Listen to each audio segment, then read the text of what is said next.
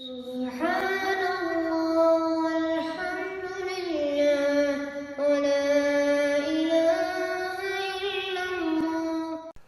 إن الحمد لله نحمده ونستعينه ونستغفره ونؤمن به ونتوكل عليه ونعوذ بالله من شرور أنفسنا ومن سيئات أعمالنا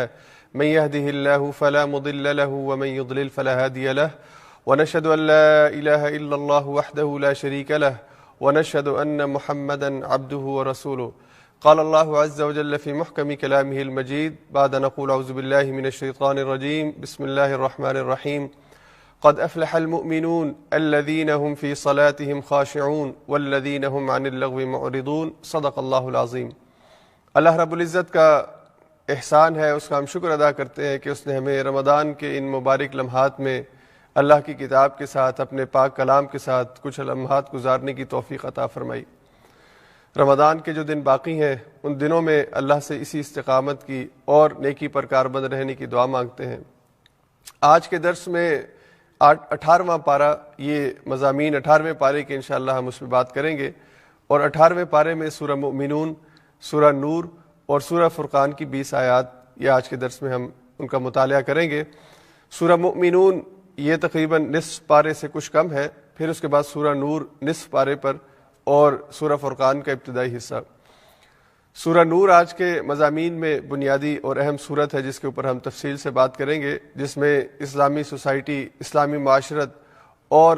اسلامی معاشرت کے اندر جو ایک دوسروں کے ساتھ تعلقات ہیں، اور اس میں خاص طور پہ جو حیا اور پاک دامنی ہے، یہ اہم موضوعات ہیں جن کے اوپر بات ہوگی. تو پہلے سورہ مومنون، اس کے اندر اللہ تعالیٰ نے ابتدا ہی کے اندر بنیادی طور پر مومنین کی صفات کا ذکر کیا ہے، اور اللہ نے ان کی صفات کے ساتھ ایک چیز کا ذکر فرمایا کہ جو فلاح پانے والے ہیں. تو مومنین جو فلاح پانے والے ہیں ان کی صفات کون سی ہیں؟ اور یہ بات بہت اہم ہے کہ مومنین میں سے فلاح پانے والوں کی صفات ہم اختیار کریں، یعنی مومنین میں جو کامیابی پانے والے ہیں. اور یہ وہ مومنین ہیں کہ جو قیامت کے دن اللہ تعالیٰ کے ہاں جنت الفردوس ان کا مقام ہوگا. ان آیات کے آخر میں 11ویں آیت میں اللہ نے فرمایا کہ یہ وہ لوگ ہوں کہ جن کو ہم جنت کا وارث بنائیں گے. اور جنت کون سی؟ جو فردوس ہے، جو جنت کا اعلیٰ ترین اور جنت کا بہترین حصہ ہے، وہ ان لوگوں کو اللہ تعالیٰ عطا کریں گے.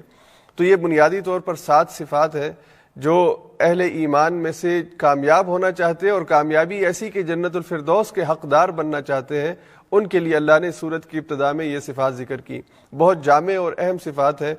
اور اللہ رب العزت نے ان صفات کے اندر ان کو اختیار کرنے والوں کو اپنا قریبی اور اپنا مقرب بندوں کے اندر ان کا شمار فرمایا ہے. تو سب سے پہلے تو ہم دعا کرتے ہیں کہ اللہ ہمیں ان لوگوں میں سے بنائے کہ جو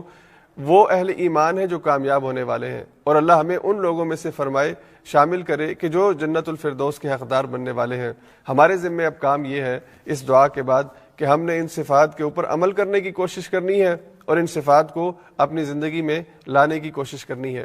سب سے پہلی چیز جو اللہ نے ذکر کی ان آیات کے اندر کہ الذین هم فی صلاتہم خاشعون، یہ وہ اہل ایمان ہے کہ جو اپنی نمازوں کے اندر خشوع اختیار کرتے ہیں. یہ اہل ایمان اپنی نمازوں کے اندر عاجزی اختیار کرتے ہیں، توجہ سے اپنی نماز کو پڑھتے ہیں. یہ جو خشوع کا لفظ ہے بہت جامع لفظ ہے. اس کے اندر 3 اہم چیزیں جس کو اگر ہم سمجھ لیں کہ اس نماز کے اندر خشوع ہوگا جس میں ان 3 چیزوں کا لحاظ رکھا جائے. پہلی تو یہ کہ اس نماز کی جتنی شرائط ہیں ان سب شرائط کا لحاظ رکھ کر وہ نماز ادا کی جائے. نماز کی شرائط کے اندر وضو بھی شامل ہے، بدن کی پاکیزگی، لباس کی پاکیزگی، جگہ کی پاکیزگی، اس وقت کا ہونا جس وقت کے لیے نماز پڑھ رہے ہیں، یعنی فجر کا وقت ہے تو فجر کے اندر نماز پڑھی جا رہی ہے، ظہر کا وقت ہے تو ظہر کے اندر. تو یہ جتنی بھی شرائط ہیں ان سب شرائط کے ساتھ نماز کا اہتمام کیا جائے. اور پھر نماز جب ہم پڑھیں تو نماز پڑھتے ہوئے ہمیں یہ پتہ ہو کہ ہم کیا پڑھ رہے ہیں. تو نماز کا جو ترجمہ ہے، نماز کا جو مفہوم ہے، یہ نماز کے اندر خشوع پیدا کرنے کے لیے بہت ضروری ہے. اس آدمی کی نماز کے اندر خشوع پیدا ہی نہیں ہو سکتا کہ جو نماز کے مضامین کو اور اس کے الفاظ کے ترجمے کو سمجھتا ہی نہیں ہے. اس لیے نماز کے اندر خشوع اختیار کرنے کے لیے اس کا ترجمہ سمجھنا یہ بہت ہی بنیادی اور اہم چیز ہے. اب اگر ہم اپنے مسلمانوں کا جائزہ لیں، اور دور نہیں اپنا ہی جائزہ لے لیتے ہیں، آپ اپنا جائزہ لیں، میں اپنا جائزہ لیتا ہوں، تو ہماری نمازوں کے اندر جو خشوع کی کمی ہے اس کی بنیادی وجہ یہ ہے کہ ہمیں یہ سمجھ نہیں آتا کہ ہم کیا پڑھ رہے ہیں. ہمارے ہاں 70 سال 80 سال تک لوگ ماشاءاللہ نماز پڑھتے ہیں، بچپن سے لے کے 80 سال تک، لیکن ان کو التحیات للہ والصلوات والطیبات کا معنی ہی نہیں آتا کہ وہ کیا کہہ رہے ہیں اللہ سے۔ بار بار دن میں کم سے کم 17 رکعات جو فرض ہیں اس میں جو کلمات ادا کرتے ہیں، حتیٰ کہ سبحان ربی العظیم کا مفہوم نہیں آتا، حتیٰ کہ سبحان ربی الاعلیٰ کا مفہوم نہیں آتا۔ یعنی انسان اس مقام کے اوپر اپنے آپ کو لے جائے کہ جہاں پہ وہ اللہ کے قریب ترین ہوتا ہے۔ سجدے کی حالت کے بارے میں حضور نے فرمایا کہ جب بندہ سجدے میں ہوتا ہے اپنے رب کے قریب ترین ہوتا ہے، تو سجدے کی حالت کے اندر بھی اگر بندہ اپنے رب کے قریب ترین ہونے کے باوجود اسے یہ پتہ نہ ہو کہ وہ اپنے رب سے کہہ کیا رہا ہے، تو پھر اس سجدے کے اندر مزہ، اس سجدے کے اندر خشوع، اس سجدے کے اندر دل کا اطمینان اور آنکھوں کی ٹھنڈک کیسے پیدا ہو سکتی ہے؟ حضور علیہ الصلوۃ والسلام نماز کے بارے میں یہ کہتے تھے کہ اللہ تعالیٰ نماز کو میری آنکھوں کی ٹھنڈک بنا، اور میرے لیے نماز کو آنکھوں کی ٹھنڈک بنایا گیا ہے۔ اور بلال سے کہتے تھے بلال اذان دو تاکہ ہمیں آنکھوں کی ٹھنڈک نصیب ہو، ہمیں آنکھوں کی لذت محسوس ہو، کہ ہمیں دل جب نماز میں لگے گا، اور دل نماز میں تب لگتا ہے جب انسان غور و فکر اور اپنی سوچ کو مکمل طور پر اللہ کے سامنے اپنے آپ کو پیش کر دے۔ اور اس کی ایک اور وضاحت حضور علیہ الصلوۃ والسلام نے کی، یہ جو تیسرا نقطہ ہے کہ آپ دل اور دماغ کو نماز میں فوکس کریں، دل اور دماغ کے ساتھ نماز پڑھیں۔ ایسا نہ ہو کہ آپ کا جسم مسجد میں یا مصلی پہ ہو اور آپ کے دماغ کے اندر دوسرے خیالات چل رہے ہوں، اور آپ دماغی طور پر کبھی کھیل کے میدان میں، کبھی بازار میں، اور کبھی اپنے کاروبار میں، یا کبھی اپنے دیگر معاملات میں، ایسا نہ ہو بلکہ آپ 100% یکسوئی کے ساتھ نماز کے اندر کھڑے ہوں۔ اور یہ کام بہت مشکل ہے، یہ آسان کام نہیں ہے کہ انسان کہے کہ میں اپنے دماغ کو فوکس کر لوں گا، نماز کے اندر 100% یکسوئی ہو۔ اگر وہ شرائط کا بھی اہتمام کرے، پھر اس کے بعد وہ نماز کا ترجمہ اور اس کے مضامین بھی اس کو آتے ہوں، اور حتیٰ کہ وہ عالم ہو، دین کا علم اس کو آتا ہو، وہ اگر نماز پڑھے تو یہ کوشش کرے کہ وہ 100% فوکس کر پائے گا، اس کے لیے بھی یہ بہت مشکل ہے۔ تو عام آدمی کے لیے، تو جس کو مضامین ہی نہیں آتے، جس کو نماز کے آداب ہی نہیں آتے، تو وہ تو اس کے لیے اور زیادہ مشکل ہے۔ لیکن ایک اس آدمی کو کہ جو شرائط کا بھی اہتمام کرتا ہو، اسے علم بھی ہو، اس کو نماز کے الفاظ اور ترجمہ بھی آتا ہو، اس کے لیے نماز میں فوکس کرنا بہت مشکل ہے۔ کیوں؟ اس کی وجہ یہ ہے کہ جو دماغ اللہ نے ہم کو دیا ہے، یہ دماغ بہت ہی پاورفل قسم کا دماغ ہے۔ اس دماغ کے اندر جو مشین اور جو پروسیسر اللہ نے سیٹ کیا ہوا ہے، یہ اتنا سپیڈ سے چلتا ہے کہ اس سپیڈ کی اور کوئی مشین دنیا میں نہیں بنی ہے۔ جو سپیڈ دماغ کی ہے سوچنے کی، اس میں کروڑوں خلیے ہیں جو ہر وقت حرکت کر رہے ہیں، اور ان کی حرکت کی وجہ سے اور ان کے فنکشنلٹی کی وجہ سے اس انسان کی سوچ کو ایک جگہ پہ مرتکز کرنا بہت ہی مشکل ہے۔ تو نماز کے اندر بھی یہ دماغ انسان کو، اور دماغی صلاحیت انسان کی جو ہے وہ نماز میں فوکس کرنے کی بجائے ادھر سے ادھر لے کر جاتی ہے۔ تو اس لیے اس فوکس اور اس توجہ کے لیے ہمیں کوشش کرنی ہے۔ حضور علیہ الصلوۃ والسلام سے صحابہ یہ پوچھتے تھے کہ نماز میں ہمیں اس خیالات آ جاتے ہیں، ادھر ادھر کے خیالات آ جاتے ہیں، تو ہم کیا کریں؟ تو یہ ادھر ادھر کے جو خیالات آتے ہیں یہ اس وقت بھی آیا کرتے تھے، صحابہ کو آیا کرتے تھے، اور آج کے دور میں مجھے اور آپ کو تو سب سے زیادہ آتے ہیں، اس لیے کہ ہمارا ایمان کا وہ لیول نہیں ہے اور ہمارا دین کے ساتھ وہ وابستگی نہیں ہے۔ تو ہماری جو خشوع ہے، نماز کا جو خشوع ہے، اس کے لیے ہمیں اپنے آپ کے ساتھ بہت بڑی جنگ لڑنی ہے، اپنے نفس کے ساتھ، اپنے دماغ کے ساتھ۔ اور جیسے کسی بہت ہی طاقتور بیل کو اس کو باندھ کے رکھا جاتا ہے رسیوں سے کہ وہ رسیاں بھی توڑوا کے بھاگ سکتا ہے، تو ویسے ہی ہمیں اس طاقتور بیل کو، جو دماغ ہمیں اللہ نے دیا ہے، جو بالکل ایک جگہ فوکس رہنے کے لیے تیار نہیں ہے، ادھر ادھر بھاگتا ہے، سوچتا ہے، کبھی ادھر سوچتا ہے، کبھی ادھر سوچتا ہے، اس کو پکڑنا ہے، بڑی قوت سے پکڑنا ہے، اور اس کو پکڑنے کے لیے اللہ سے مدد مانگنی ہے کہ جب ہم اللہ کے سامنے کھڑے ہوں تو ہم یکسوئی کے ساتھ نماز پڑھ رہے ہوں۔ اور اس کے بارے میں حضور علیہ الصلوۃ والسلام نے ایک اور طریقہ یہ بتایا کہ جب اللہ کے سامنے کھڑے ہو تو خشوع پیدا کرنے کے لیے یوں محسوس کرو کہ گویا کہ تم اللہ کے سامنے کھڑے ہو اور اللہ کو دیکھ رہے ہو۔ تو اللہ کی موجودگی کا احساس اور اللہ کو دیکھنے کا جو احساس ہے، اب ظاہری بات ہے کہ اللہ کو ہم نے دیکھا نہیں ہے، کسی نے نہیں دیکھا، تو اللہ کو دیکھنے کی جو تصویر ہے وہ ہم کوئی اپنے ذہن کے اندر نہیں بنا سکتے۔ تو اس کا کیا مطلب ہے کہ ہم اللہ کو دیکھیں؟ اس کا مطلب یہ ہے کہ ہمارے اندر یہ احساس پیدا ہو کہ ہم دنیا اور کائنات جتنی بھی ہے، اس سارے کے بادشاہ اللہ رب العزت کے سامنے کھڑے ہیں۔ تو اس کے سامنے کھڑے ہونے کا احساس ہمارے جسم کے اندر بھی عاجزی پیدا کرے اور ہماری فکر کو بھی ایک جگہ پہ ٹھہرانے کے لیے وہ کارآمد ہو سکتا ہے۔ اور دوسرا پھر حضور نے کہا کہ اگر یہ لیول نہ ہو، اور یہ مشکل ہے لیول پیدا ہونا کہ انسان یہ تصور کرے کہ میں اپنے رب کے سامنے کھڑا ہوں اور رب کو دیکھ رہا ہوں، تو پھر حضور نے فرمایا فَإِن لَّمْ تَكُن تَرَاهُ فَإِنَّهُ يَرَاكَ، اگر یہ تصور نہیں پیدا ہو سکتا تو پھر کم سے کم یہ تصور تو ذہن میں رکھو کہ وہ آپ کو دیکھ رہا ہے۔ تو جب ہم نماز کے اندر اس چیز کو پیدا کر لیں کہ ہم خود یہ تصور لے آئیں کہ ہم خدا کے سامنے کھڑے ہیں اور خدا کو دیکھ رہے ہیں، یعنی اس کی موجودگی کا احساس ہر لمحے مکمل طور پر ہمارے سامنے ہے، اور ہم کوئی غلط کام نہیں کر رہے، ہم اپنی فکر کو بازار میں جانے سے، مارکیٹ میں جانے سے، کاروبار میں جانے سے روک رہے ہیں، تو پھر آپ سمجھے کہ آپ ٹاپ لیول کے اوپر ہیں۔ اور اگر وہ نہیں تو دوسرا لیول یہ ہے کہ آپ یہ سمجھے کہ آپ کا رب آپ کو دیکھ رہا ہے، کہ آپ کوئی ایسا کام نہ کریں، کوئی ایسی غلط حرکت نہ کریں کہ جو خدا جس کو پسند نہیں کرتا۔ اور خدا کس چیز کو پسند نہیں کرتا؟ کہ آپ خدا کے سامنے کھڑے ہوں، اللہ کے سامنے کھڑے ہوں،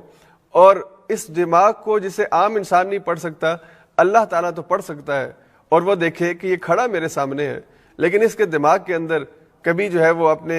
اس نے جس کے پیسے دینے ہیں، یا جس سے کوئی پیسے لینے ہیں، یا اس نے فلاں چیز جو اس نے ابھی خریداری کرنی ہے اس کا یہ پورا پلان بنا رہا ہے اپنے ذہن کے اندر، اور ایک منصوبہ بنا رہا ہے، تو اللہ تعالیٰ کو ہم پہ پیار آئے گا یا غصہ آئے گا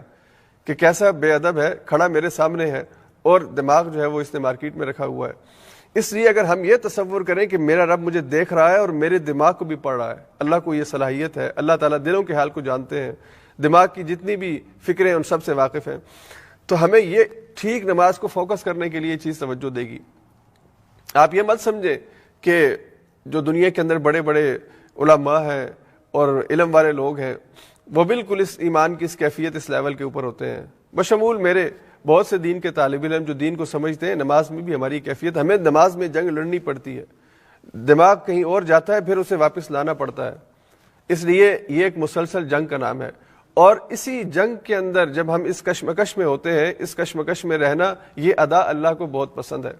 اللہ تعالیٰ اس بندے پہ خوش ہوتے ہیں، اس پہ راضی ہوتے ہیں، اس سے پیار کرتے ہیں کہ جو اس کشمکش کے اندر کہ وہ دماغ جاتا ہے کہیں اور پھر اس کو پکڑ کے لے آتا ہے، پھر کہیں اور جاتا ہے پھر اس کو پکڑ کے لے آتا ہے، پھر کہیں اور جاتا ہے پھر اس کو پکڑ کے لے آتا ہے کہ میں نے اپنے آپ کو فوکس کرنا ہے۔ تو اگر اسی طرح سے آپ نماز کے اندر کہ آپ کا اللہ آپ کو دیکھ رہا ہے، آپ کہیں ادھر ادھر نہ چلے جائیں، نماز میں خیالات میں نہ بہک جائیں، آپ فوکس کریں، اور جب خیال آ جائے کہ آپ غلط ہو گئے تھے، آپ کہیں اور چلے گئے تھے، پھر آپ واپس آ جائیں۔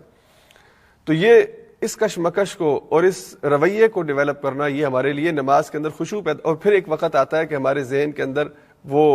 ٹھہراؤ پیدا ہونا شروع ہو جاتا ہے۔ جب ہم کوشش کریں گے، ہمیں 1 دن 2 دن 1 ہفتہ 2 ہفتہ مہینہ لگ جائے گا، لیکن اس کے بعد پھر ہم آہستہ آہستہ اپنے آپ کو اسٹیبل کرنا شروع ہوں گے، اور پھر وہ نماز کی لذت ہمیں آنا شروع ہوگی کہ جس کے بارے میں حضور نے فرمایا کہ نماز میری آنکھوں کی ٹھنڈک ہے، اللہ کی یاد ہے۔ تو یہ سب سے پہلے اس کی شرائط کا اہتمام ہو، دوسرے نمبر پر نماز کا ترجمہ ہمیں آتا ہو، اور پھر تیسرے نمبر پر کہ ہم اپنے دماغ کو اس نماز میں فوکس رکھنے کے لیے اپنے ساتھ ایک جنگ لڑیں کہ جب بھی خیال ادھر ادھر جائے اسے واپس پھر لانے کی کوشش کریں کہ میں اللہ کے سامنے کھڑا ہوں اور اللہ مجھے دیکھ رہا ہے، اللہ میرے ہر علم، ہر بات سے، ہر فکر سے، ہر سوچ سے واقف ہے۔ اس کے بعد پھر اللہ نے یہ ایک بنیادی اور اہم صفت ہے، اس کا مطلب یہ ہے کہ اگر ہم جنت الفردوس میں جانا چاہتے ہیں، اعلیٰ ترین جنت میں جانا چاہتے ہیں، تو پھر ہمیں اس لیول کی نماز پڑھنی ہوگی۔ جنت کے ٹاپ لیول پہ جانے کے لیے جیسے دوڑ کا مقابلہ ہوتا ہے، تو دوڑ میں جیتنے کے لیے آپ کو میراتھن جیتنے کے لیے اسی دن آپ بھاگیں گے تو میراتھن نہیں جیتیں گے، آپ کو 1 سال 6 مہینہ 8 مہینے ایک ایکسرسائز کرنی پڑتی ہے، اور بعض لوگ تو ساری زندگی کی روٹین بناتے ہیں تاکہ جب بھی میراتھن ہو وہ جیت سکیں۔ جب اگر آپ کو 10 کلومیٹر 40 کلومیٹر 100 کلومیٹر کی دوڑ لگانی پڑے تو وہ ایسے نہیں جیتی جا سکتی، آپ کو اس کے لیے اپنے آپ کو تیار کرنا ہوگا۔ تو یہ جو جنت الفردوس حاصل کرنے کی دوڑ ہے جو سب کو نہیں ملے گی، اہل ایمان میں سے بعض کو ملے گی، اور میری تمنا ہے کہ مجھے ملے، تو پھر مجھے یہ ایٹیٹیوڈ اپنے اندر پیدا کرنا ہے، یہ مجھے اپنے اندر صلاحیت پیدا کرنی ہے۔ اس کے بعد پھر اللہ نے دوسری صفت بیان فرمائی، والذین هم عن اللغو معرضون، اور یہ اہل ایمان وہ ہے کہ جو لغویات سے پرہیز کرتے ہیں۔ اور لغو کیا ہے؟ فضول اور بیہودہ بات۔ فضول اور بیہودہ بات کے اندر سب سے اہم چیز یہ ہے کہ وہ اپنے وقت کو غلط استعمال نہیں کرتے، اپنے وقت کا پازیٹیو استعمال کرتے ہیں، اپنے وقت کو صحیح استعمال کرتے ہیں، اپنے وقت کو جہاں پہ استعمال ہونا چاہیے بامقصد کاموں میں، پازیٹیو کاموں میں، وہیں پر خرچ کرتے ہیں۔ تو وقت کا استعمال اگر ٹھیک ہوگا تو وہ لغویات سے بچ جائیں گے، اور وقت کا استعمال ٹھیک نہیں ہوگا تو پھر وہ لغویات کے اندر اپنے آپ کو ضائع کر دیں گے۔ اور لغویات جو ہے فضول چیزیں، اس کے بارے میں جیسا کہ قرآن میں لہو اور لعب یہ دونوں ساتھ اکٹھے آئے ہیں کہ جو لہو اور لعب ہے کہ کھیل اور یہ لغو فضول بات جو ہے، یہ دونوں جو ہے یہ ملی ہوئی چیزیں ہیں۔ کھیل فائدہ مند بھی ہوتا ہے، لیکن اکثر کھیل لغو ہوتے ہیں، فضول ہوتے ہیں، نہ آپ کے جسم کو فائدہ ہے نہ آپ کے دماغ کو فائدہ ہے، صرف وقت کا ضیاع ہے، اور صرف وقت کا جو ضیاع ہے یہ لغو چیز ہو جاتی ہے، فضول چیز ہو جاتی ہے۔ تو مومن فضول کام نہیں کرتا، لغو کام نہیں کرتا۔ ہاں تفریح کے لیے، مزاح کے لیے دن کے اوقات میں کوئی ایک بہت مختصر سا لمحہ یا وقفہ وہ استعمال کر سکتا ہے۔ اسلام نے مزاح سے، تفریح سے منع نہیں کیا کہ مومن ہر وقت 24 گھنٹے ایک سنجیدگی کی تصویر بن کے بیٹھا ہو۔ اس کی زندگی کے اندر خوشی کے لمحات آتے ہیں، مزاح کے لمحات آتے ہیں، بلکہ اس کو ذہنی طور پر تندرست رہنے کے لیے ضروری ہے کہ وہ تھوڑے بہت مزاح کا اہتمام کرتا ہو، لیکن اس کا پھر ایک دائرہ، ایک اس کی باؤنڈریز ہیں جو اسلام نے متعین کی ہیں۔ خود حضور علیہ الصلوۃ والسلام کی زندگی کے اندر اس پہلو سے کہ حضور مزاح کرتے تھے اور مزاح کو پسند بھی کرتے تھے، لیکن وہ کس لیول کا مزاح ہوتا تھا، اس دائرے کے اندر وہ جو آداب ہیں، ان آداب کے ساتھ اگر انسان اس کا اہتمام کرے تو بالکل اس کی اجازت ہے۔ لیکن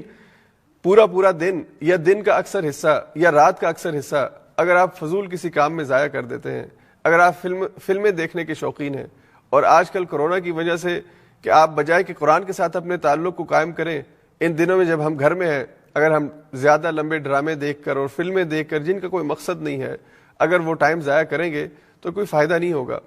ہاں اسلامی تاریخ کے حوالے سے اگر کوئی ڈاکومنٹری بنی ہوئی ہے، یا کسی شخصیت، اسلامی شخصیت کی معرفت کے حوالے سے کوئی ڈاکومنٹری بنی ہوئی ہے، جیسے حضرت عمر فاروق رضی اللہ تعالیٰ عنہ کی زندگی کے بارے میں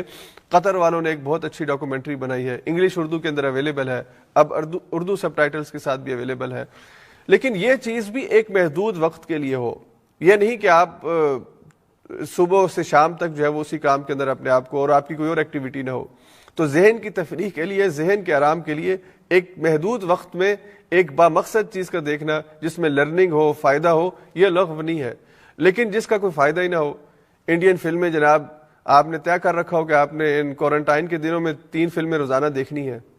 اور کوئی ایسا ڈرامہ جس کا کوئی فائدہ نہیں ہے، بے مقصد چیز ہے، اور اس میں پھر بے حیائی کا پہلو بھی ہے، تو ان چیزوں سے اپنے آپ کو بچانا چاہیے۔ اور تیسری اور اہم بات اس حوالے سے، لغو کے حوالے سے، کہ ہمارا جو سوشل میڈیا کا استعمال ہے اس سے بھی ہمیں بامقصد بنانا چاہیے۔ اول تو یہ کریں کہ آپ کی جو فرینڈ لسٹ ہے اس کے اندر ایسے لوگ ہوں جو بامقصد تحریر لکھتے ہیں۔ ہر کسی ایرے غیرے کو ہم شامل کر لیں گے تو 90% فیس بک کے اوپر یا سوشل میڈیا کے اوپر لوگ وہ ہیں جو دوسروں کی چیزیں شیئر کرتے ہیں۔ کوئی تحریر کسی جگہ آپ کو نظر آ گئی، کوئی پوسٹر نظر آ گئی، کوئی ویڈیو نظر آ گئی، وہ آگے شیئر کر دی۔ تو جو بامقصد یا اچھے لوگ لکھنے والے ہیں ان کو فالو کریں، ان کی تحریر پڑھیں،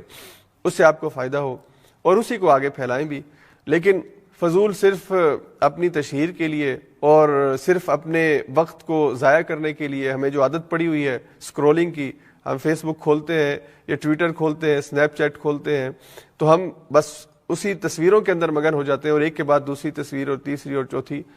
تو یہ یعنی اس کو تھوڑا سا ہمیں اس کا جائزہ لینے کی ضرورت ہے۔ جب ہم ایسا کرتے ہیں تو پھر ہم لغو کے اندر اور فضول کام کے اندر اپنے آپ کو ملوث کر لیتے ہیں۔ تو اہل ایمان جو کامیاب ہوں گے، جنت الفردوس میں جائیں گے، وہ لغویات سے اور فضول چیزوں سے اجتناب کرتے ہیں۔ پھر تیسرے اللہ نے فرمایا والذین هم للزکاۃ فاعلون، وہ اپنی زکوٰۃ ادا کرنے والے ہوتے ہیں، زکوٰۃ کی ادائیگی کے اندر وہ اہتمام کرتے ہیں۔ اور زکوٰۃ کی ادائیگی کا اہتمام یہ ہے کہ ایک وہ جو زکوٰۃ فرض ہے وہ فرض زکوٰۃ بھی ادا کرتے ہیں، اپنے وقت پر ادا کرتے ہیں، اور بجائے کہ بہت زیادہ حسابی کتابی بن کے بالکل ایک ایک کرون کا اور ایک ایک پائی کا نہیں، بلکہ جتنا موٹا سا حساب سمجھ میں آتا ہے اس سے زائد دینے کی کوشش کرتے ہیں کہ کہیں میرے حساب میں کمی بھی آ جائے تو یہ زائد اس کو پورا کر دے۔ اور نہ صرف فرض زکوٰۃ بر وقت اور صحیح انداز میں اور مستحق لوگوں کو دینے کا اہتمام کرتے ہیں، بلکہ صدقات نافلہ جو نفلی صدقات ہیں اس کا اہتمام کرتے ہیں۔ صرف فرض جو ان کے اوپر لازم ہے اس تک اپنے آپ کو محدود نہیں کرتے، اور یقین کریں کہ جس کے اوپر زکوٰۃ فرض ہوتی ہے وہ صدقہ بھی کر سکتا ہے، یعنی اس کو اللہ نے اتنا دیا ہوتا ہے کہ اس نے پورے سال ایک اماؤنٹ بچا کے رکھی ہوئی ہے۔ اس کا مطلب یہ کہ اس کو ہر مہینے سپارنگ ہوتی ہے، ہر مہینے اس کے پاس بچت ہوتی ہے، تو اس بچت میں سے بھی وہ اللہ کے راہ میں صدقہ کرتے ہیں۔ اللہ نے یہ نہیں کہا کہ اپنے آپ کو مشکل میں ڈال دو اور سارا کچھ اللہ کے راستے میں دے دو، حالانکہ یہ ایک اچھی چیز ہے اگر کوئی کرتا ہے تو، لیکن اللہ نے اپنی جان کا حق، اپنی فیملی کا حق، اپنے بیوی بچوں کا حق بھی رکھا ہے کہ وہ بھی ادا کرو۔ ہاں اس کے بعد پھر اللہ کے راستے میں جو دے سکتے ہو دے دو۔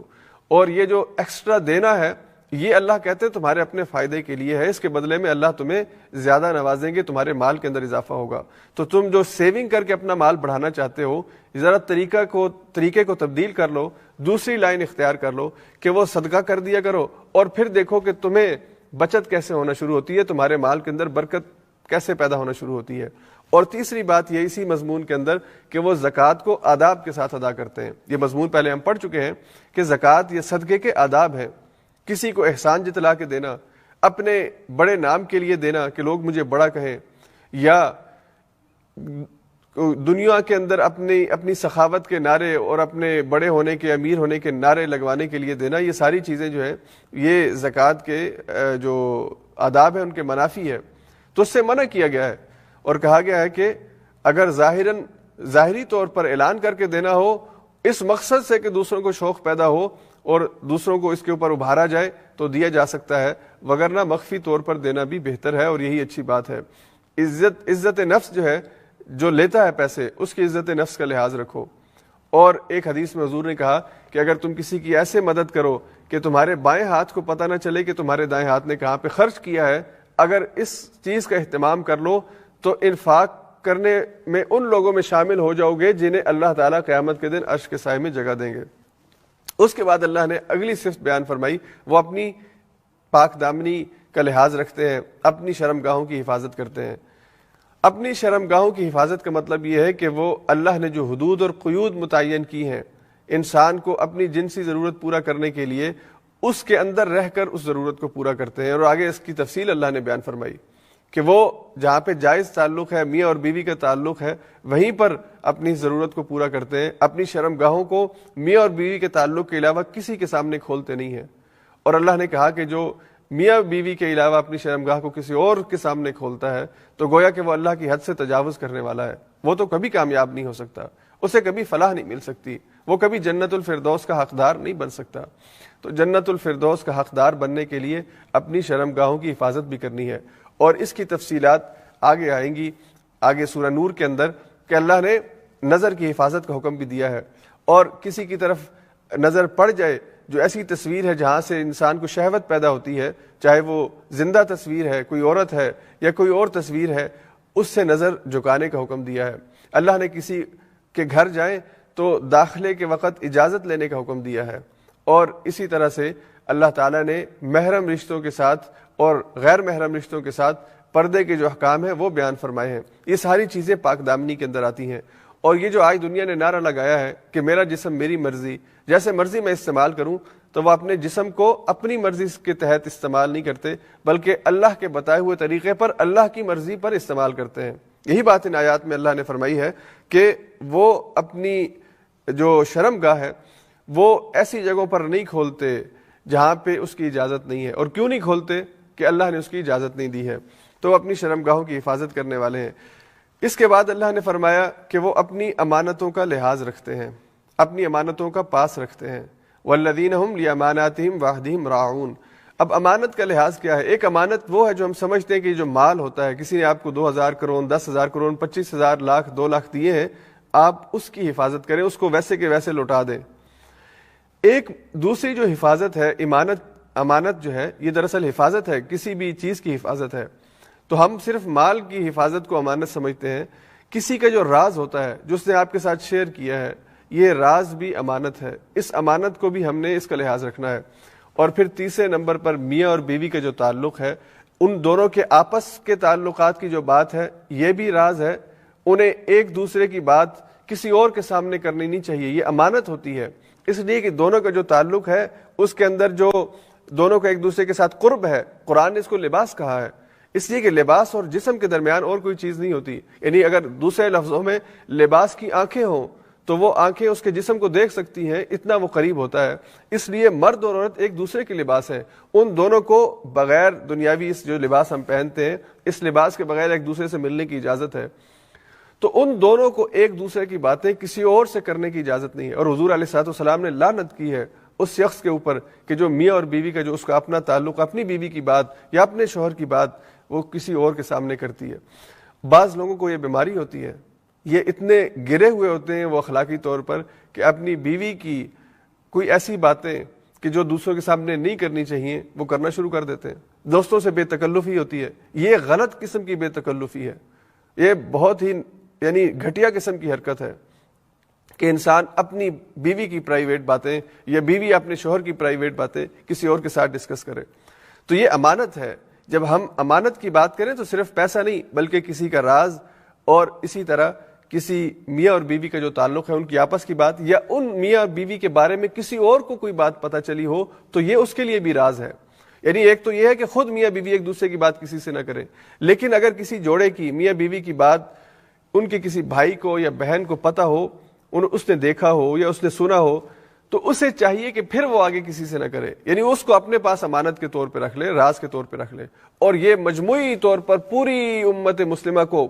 پورے معاشرے کو یہ حکم دیا گیا ہے کہ کسی فرد کی کوئی خامی جو اس کی ذاتی خامی ہے, جو اس کی ذاتی برائی ہے, جو اس کا کوئی نقص ہے, عیب ہے, اسے معاشرے میں عام مت کریں, اسے لوگوں کے سامنے مت پھیلائیں. ہاں ایک دوسرا پہلو ہے کہ کسی تنظیم کے اندر, کسی اجتماعیت کے اندر کسی کو کوئی ذمہ داری دینی ہو تو اس کے اندر جو عیب ہے یہ کمزوری ہے وہ بیان کی جا سکتی ہے تاکہ وہ ذمہ داری دیتے وقت, اور یہ بھی امانت کا ایک پہلو ہے کہ آپ ذمہ داری اس کو دیں جو اس کا اہل ہے. اگر کوئی آدمی کسی چیز کا اہل نہیں ہے تو آپ کو پتہ ہے کہ وہ کس وجہ سے اہل نہیں ہے, اس کے اندر یہ خامی ہے, تو آپ کو یہ بات لوگوں کو بتانی چاہیے کہ اس کے اندر یہ عیب ہے, یہ خامی ہے, اس وجہ سے اسے یہ ذمہ داری نہیں دی جا سکتی. وہ ایک اور چیز ہے. لیکن کسی کو آپ نے دیکھا کہ وہ شراب خانے میں جا رہا ہے, کسی کو آپ نے دیکھا کہ وہ کسی یعنی بے حیا قسم کی عورت کے ساتھ جو ہے وہ جا رہا ہے, جس کے بارے میں پتہ ہے کہ یہ کسی کوٹھے پہ بیٹھتی ہے یا یہ اپنا جسم بیچتی ہے. اب آپ نے دیکھا ہے تو اب آپ کا یہ دیکھنا اس کی اصلاح کے لیے, اگر آپ چاہتے ہیں کہ اصلاح کا کام کریں تو اسے ذاتی طور پر سمجھائیں کہ بھائی میں نے آپ کو دیکھا تھا, آپ ادھر جا رہے تھے شراب خانے میں, تو آپ اللہ کے ماننے والے ہیں, مسلمان ہیں, ہمیں وہاں جانے کی اجازت نہیں ہے, ہمیں وہاں پہ جانے سے اجتناب کرنا چاہیے. اور اگر ہم وہاں پینے کے لیے گئے ہیں تو پینا تو ویسے ہی حرام ہے, اور اگر ہم وہاں پہ بس بیٹھنے کے لیے گئے تو وہاں پہ بیٹھنا آپ کے ایمان کے لیے نقصان دہ ہے. اور اگر کسی عورت کے ساتھ دیکھا ہے تو اس کو سمجھایا جائے کہ یہ طریقہ ٹھیک نہیں ہے. اس کا ہم کیا کرتے ہیں, جب ہم دیکھتے ہیں کسی کو اس طرح تو ہم اس کو کچھ نہیں کہتے جس کو ہم نے دیکھا ہے, بلکہ ہم اپنے دوستوں کو ادھر ادھر اس کی باتیں پھیلانا شروع کر دیتے ہیں. فلاں کے بیٹے کو میں نے دیکھا ہے, فلاں کی بیٹی کو میں نے دیکھا ہے. اب اس بیٹے یا بیٹی کی کوئی اصلاح نہیں ہو رہی, بلکہ ہم اس کا اشتہار لگا رہے ہیں جہاں پہ ہمارا دل کرتا ہے. تو یہ جو رویہ ہے اس سے ہمیں اپنے آپ کو بچانا چاہیے. پھر ہم امانت کا خیال نہیں کریں گے. وہ جو راز ہمارے تک پہنچا ہے, اور حضور علیہ الصلوۃ والسلام نے اس بارے میں ایک حدیث میں فرمایا کہ جو اپنے بھائی کے عیب پر پردہ ڈالتا ہے, جو اپنی بہن کے عیب پر پردہ ڈالتا ہے, اور بھائی یا بہن سے مراد ایمانی بھائی یا ایمانی بہن, یعنی صرف خونی رشتے میں نہیں بلکہ عمومی طور پر کوئی بھی مسلمان بھائی ہمارا بھائی ہے اور کوئی بھی بہن ہماری بہن ہے, تو اس کے عیب پر اگر وہ پردہ ڈالتا ہے اللہ تعالیٰ قیامت کے دن اس کے عیب کے اوپر پردہ ڈالیں گے. پھر اللہ نے فرمایا کہ وہ اپنے وعدوں کو پورا کرتے ہیں, اور اس حوالے سے سورہ مائدہ کی پہلی آیت میں 6 پارے میں بڑی تفصیل سے ہم بات کر چکے ہیں کہ اپنی بات کو پورا کرنا, جو وعدہ کیا ہے, جو قول اور قرار ہے اس پہ پکا رہنا, اس کو پورا کرنا, یہ اہل ایمان کی بنیادی صفت ہے. اور پھر آخر میں اللہ نے دوبارہ فرمایا والذین هم علی صلواتہم یحافظون, وہ اپنی نمازوں کی حفاظت کرنے والے ہیں. تو ان صفات میں پہلے بھی نماز اور آخر میں بھی نماز, پہلے نماز کے اندر خشوع کہا اور آخر میں نماز کی حفاظت کہا. اور نماز کی حفاظت میں وہ تقریباً ساری باتیں آ جاتی ہیں کہ جو اس کی شرائط سے متعلق ہے کہ وہ اپنے وقت پر ادا کریں, اس کو شرائط کے ساتھ ادا کریں, وضو کا اہتمام ہو, لباس کی پاکیزگی کا اہتمام ہو, اور نماز کے اندر یکسوئی ہو, اور نماز وقت پر ادا ہو, اور جتنی کہی گئی ہے اتنی ادا ہو. یعنی مثال کے طور پہ جو فرض ہے وہ تو لازمی ادا کی جائے, اس کے بغیر چارہ نہیں ہے, لیکن اگر ساتھ سنت کا اہتمام ہو جائے اور سنت کے ساتھ نفل کا اہتمام ہو جائے تو جتنا زیادہ آپ گڑ ڈالیں گے اتنا ہی میٹھا ہوگا. اور یہ جو سنت اور نفل ہوتے ہیں یہ فرضوں کی کمی کو پورا کرتے ہیں. فرض میں جو کمی رہ جاتی ہے یہ سنت اس کمی کو دور کرتی ہے, اور سنت میں بھی کمی رہ جاتی ہے تو نفل اس کو دور کرتا ہے. اور یہی بات اللہ نے ایک اور حدیث قدسی میں کہی کہ بندہ جتنا زیادہ فرض کا اہتمام کرتا ہے میں اس سے محبت کرنے لگ جاتا ہوں, اور اگر وہ فرض کے بعد آگے نوافل کا بھی اہتمام کرنا شروع کر دے تو پھر میں اس کے اور قریب ہو جاتا ہوں, حتیٰ کہ میں اس کے ہاتھ بن جاتا ہوں, اس کے کان بن جاتا ہوں, اس کے پاؤں بن جاتا ہوں. یعنی پھر میں اس کی وہ جو کام کرتا ہے میری تائید سے کرتا ہے, اسے میری طرف سے خصوصی نور اور روشنی عطا ہوتی ہے کہ وہ گناہوں سے بچ کر زندگی بسر کرتا ہے. تو اللہ نے فرمایا کہ وہ اپنی نمازوں کی حفاظت کرنے والے ہیں. اور پھر اللہ نے ان کے بارے میں فرمایا کہ یہ اگر 7 صفات اپنے اندر پیدا کر لیں تو پھر اللہ فرماتے ہیں اولئک هم الوارثون، اصل میں صرف یہی لوگ ہیں جو وارث بنیں گے کس کے؟ یرثون الفردوس، اللہ فردوس کا وارث ان کو بنائے گا، یعنی فردوس ان کو عطا کر دے گا، فردوس ان کے حصے کے اندر آ جائے گی۔ اور پھر فردوس تھوڑے وقت کے لیے نہیں، 1 مہینہ 2 مہینہ 1 سال کے لیے نہیں، ہم فیہا خالدون، وہ اس میں ہمیشہ ہمیشہ کے لیے رہیں گے۔ اللہ سے دعا ہے کہ اللہ ہمیں ان لوگوں میں شامل فرمائے کہ جو ہمیشہ ہمیشہ فردوس ہونے والے ہیں۔ اس کے بعد پھر آگے آیت نمبر 12 سے 17 تک دوبارہ وہی مضمون جو کل ہم نے تھوڑا سا ڈسکس کیا تھا، انسان کی جو پیدائش ہے، اس کی پیدائش کے جو مراحل ہیں وہ اللہ نے ان آیات میں ذکر کیے۔ تو اللہ فرماتے ہیں وَلَقَدْ خَلَقْنَا الْإِنسَانَ مِنْ سُلَالَةٍ مِنْ طِينٍ، ہم نے انسان کو ایک ایسی مٹی سے پیدا کیا کہ جو کھنکتی ہوئی مٹی ہے۔ اب یہ مٹی کی مختلف نوعیتیں ہیں جو قرآن میں بیان ہوئی ہیں، اور جب انسان کے پیدائش میں مٹی کا ذکر آتا ہے تو انسان کی جو باڈی ہے اس کے اندر جو عناصر ترکیبی ہیں، چاہے وہ سوڈیم ہو، پوٹاشیم ہو، کاربن ہو، یہ جو چیزیں ہیں یہ ظاہری بات ہے کہ یہ وہ عناصر ہیں جن سے انسان کا جسم مرکب ہوا ہے۔ اور حضرت آدم کو مٹی سے پیدا کیا گیا تھا۔ اللہ نے حضرت آدم کے بارے میں کہا کہ میں نے اسے مٹی سے پیدا کیا۔ تو ہمارے جد امجد ان کے اندر، ان کے بنانے کے اندر جو چیز بنیادی عنصر ہے وہ مٹی ہے جس سے وہ بنے ہیں۔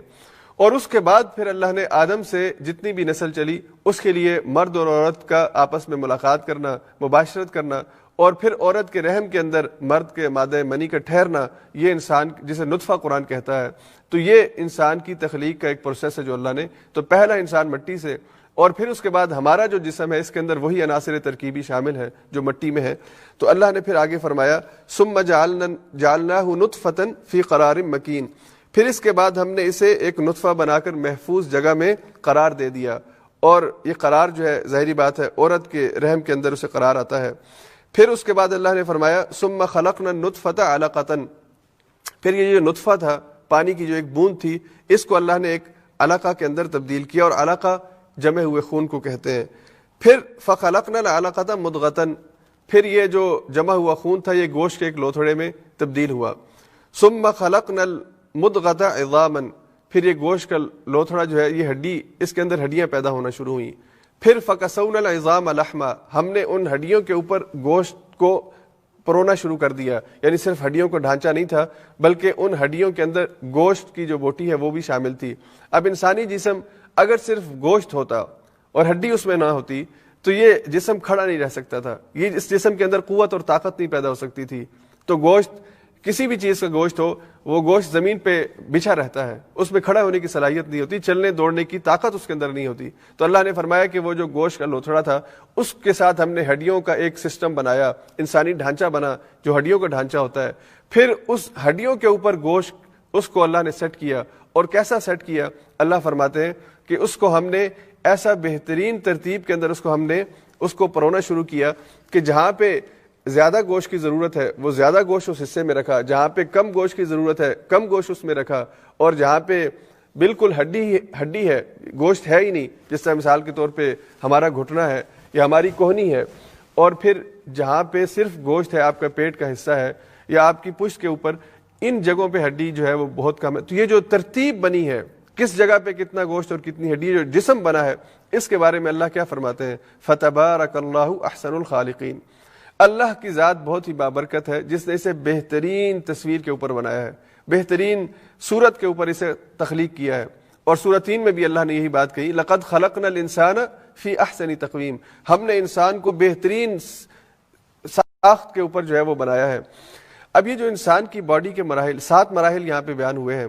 کہ پہلے مٹی سے، اس کے بعد پھر نطفے سے، اور پھر اس کے بعد وہ نطفہ جو ہے وہ ایک جمع ہوا خون، اور پھر جمع ہوا خون جو ہے وہ گوشت کا لوتھڑا، پھر گوشت کے لوتھڑے پر ہڈیاں، اور ہڈیوں کے ساتھ پھر گوشت، یعنی یہ سارے جو یہ 7 مراحل بیان ہوئے، تو یہ قرآن کریم آج سے 1400 سال پہلے ہمارے سامنے بیان کر رہا ہے۔ اور آج کی جو سائنس ہے، جو ایمبرولوجی ہے، وہ ہمیں یہ بتا رہی ہے کہ قرآن کی یہ بات، قرآن کی یہ حقیقت اور قرآن کی یہ ترتیب بالکل ایکوریٹ ہے، اس میں کسی قسم کی کوئی غلطی نہیں ہے۔ اور پھر اس قرآن کی آیت کے اوپر جو حدیث جس میں حضور نے فرمایا کہ کتنے دنوں کے بعد وہ جو یعنی نطفہ ہے وہ علقہ میں تبدیل ہوتا ہے، اور پھر کتنے دنوں کے بعد علقہ مضغہ میں تبدیل ہوتا ہے، اور پھر کتنے دنوں کے بعد مضغے میں وہ روح پھونکی جاتی ہے جب پوری ایک انسانی باڈی وہ بن چکی ہوتی ہے 3 ماہ کے بعد۔ تو یہ جو ٹائم سپین ہے اور جو ترتیب ہے، یہ ساری ترتیب اس وقت جب کہ دوربینز نہیں تھی، مشینیں نہیں تھیں، اس وقت کی جب یہ ایجادات نہیں تھی، ان کا ٹھیک اس طریقے سے بتانا جب آج کی سائنس پوری ہر چیز کو، ہر لمحے کو، ہر سیکنڈ کو ریکارڈ کر رہی ہے، تو یہ اللہ کے کلام کے سچے ہونے اور اللہ کے کلام کے برحق ہونے کی بہت بڑی دلیل ہے۔ اور اس فیلڈ کے اندر ڈاکٹر کیتھل موری جو ہیں، جو کینیڈا کے اندر ٹورنٹو یونیورسٹی کے پروفیسر ہیں، انہوں نے 1980 کے اندر کنگ عبدالعزیز یونیورسٹی کی دعوت پر سعودی عرب وزٹ کیا، اور وہاں پہ انہوں نے لیکچرز دیے اناٹومی کے حوالے سے اور ایمبریولوجی کے حوالے سے۔ ایمبریولوجی کے یہ دنیا کے جانے اور مانے جانے جو ہے پروفیسر ہیں، نام ہے ان کا پوری دنیا کے اندر۔ ان کی ڈیتھ ہوئی ہے ابھی لاسٹ ایئر 2019 میں ان کی ڈیتھ ہوئی ہے۔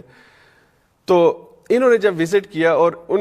مسلمان پروفیسر کے ساتھ وہاں پہ اس کو ڈسکس کیا، اس کے بعد انہوں نے اپنی کتاب لکھی جس کا نام ہے the development of human,